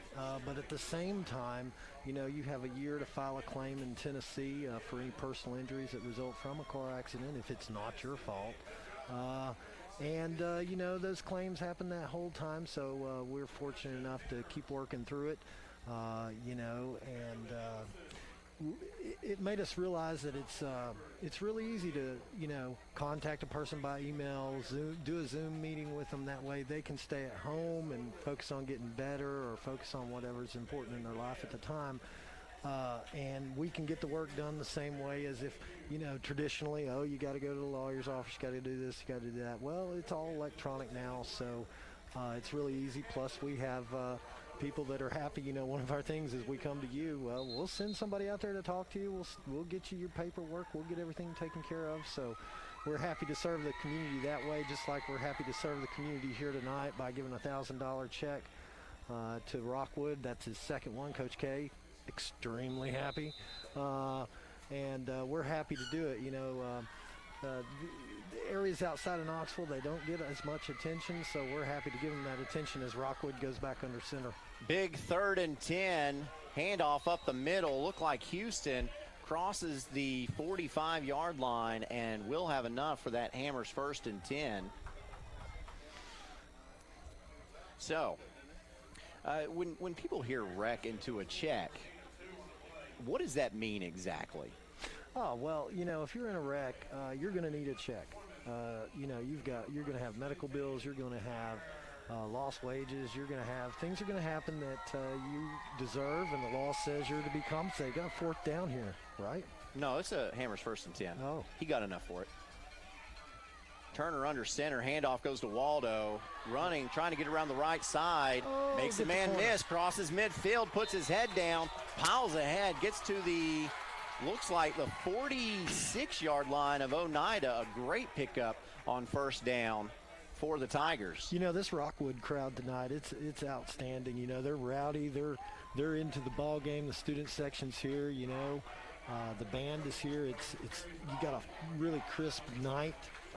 You know, it's football time. And the student section was jumping in between the first and second quarter, and it was shaking this entire press box. And I thought, who do I call if this press box falls in? And Tim Elrod falls in with me. Oh man, we're just gonna have to chalk that one up to our own health insurance, because man, that things happen when it comes to that. But yeah. You know, helping people is what we do, and we're glad to do it, and love working with you guys. Outstanding organization. Brad, you know, he does a great job, and all you guys do a great job, and always happy to mention you on Rivalry Thursday and talk about on Rivalry Thursday about your all's program here on Friday. So, you know. Yeah, man, I tell you what, I've watched Channel 12 games for a long time. And then Brad asked me to come up here and do one. And when I did and I saw the work that he puts into it, my mind was blown. And a big third down play. Octavius Worthy up the middle, takes it up the left sideline, crosses the 20, gets down close to the 10 before he's almost brought down. And Rockwood enters the red zone. Big play, big play. That's what Rockwood's all about. They're going to get their points off of big plays, and I think they know that. And they're just going to have to keep being consistent in that, but you know, it could wear down some of that size on Oneida's front. That could open up that running game a little bit. I gotta say this: you reckon to a check, you get people money in the time that they need it, and every time that you come up here and do an interview with us, you seem to get these players paid in the way of points. Well. So we got a 1st and 10 and a stoppage and play flag. I believe Rockwood's going to be going backwards here. It looks like a false start there, but it's great that you guys do this. I'm so happy to be here. Love supporting it, and thanks for having me. Well, we appreciate you being here and being a part of this all season long, and we appreciate the partnership with OEB Law. Thank you, Mr. Elrod. Hey, thank you. And that is Tim Elrod of OEB Law. I tell you, man, offenses get to going when he grabs a headset. Every time he gets in here, the offense starts popping off numbers. It's just not normal. All right, so after that 5-yard penalty, a Hammers 1st and 15. Turner, handoff, Waldo going to the right, sees some running room, gets to the 10, makes a man miss, still on his feet. Look at Waldo shuffling around. Where's Waldo? He's at the goal line. Wow. Now that's a dominating run by Waldo. You're talking about a guy that we've talked about with the field vision. I mean, just wait till you watch this replay. Some very impressive field vision by this young man. Roll that footage, Chuck Fleischman. Look at Waldo, and right here, he's just being patient, following his blockers, and then bam. Look at him move from left to right, and then right there, that extra effort.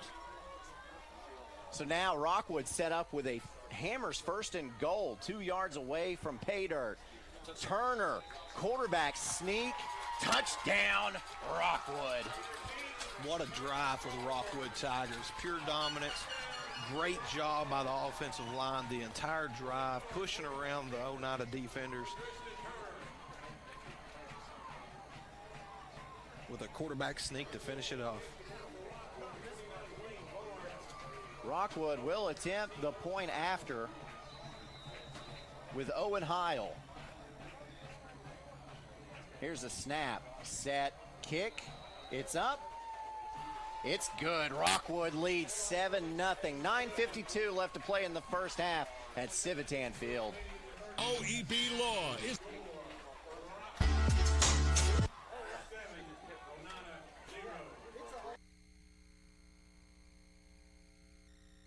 OEB OEB Law is excited to be a part of this year's football season. School spirit is at an all-time high. OEB Law is proud to give back and support our community. Come cheer on these great teams with us. And remember, if you've been injured or need legal help, OEB Law will be there for you. So visit wreckintoacheck.com or give us a call, 865-546-1111, and let OEB Law turn your wreck into a check.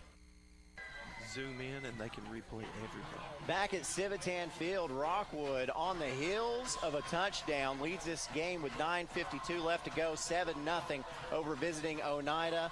And those 7 points the Tigers owe to Tim Elrod, because every time, like we said, he puts on a headset, offenses get going. It just so happens he put on that headset when Rockwood got the football. It's like they're wrecking into an end zone. This Davis Funeral Home kickoff goes into the end zone. What a kick by Owen Heil.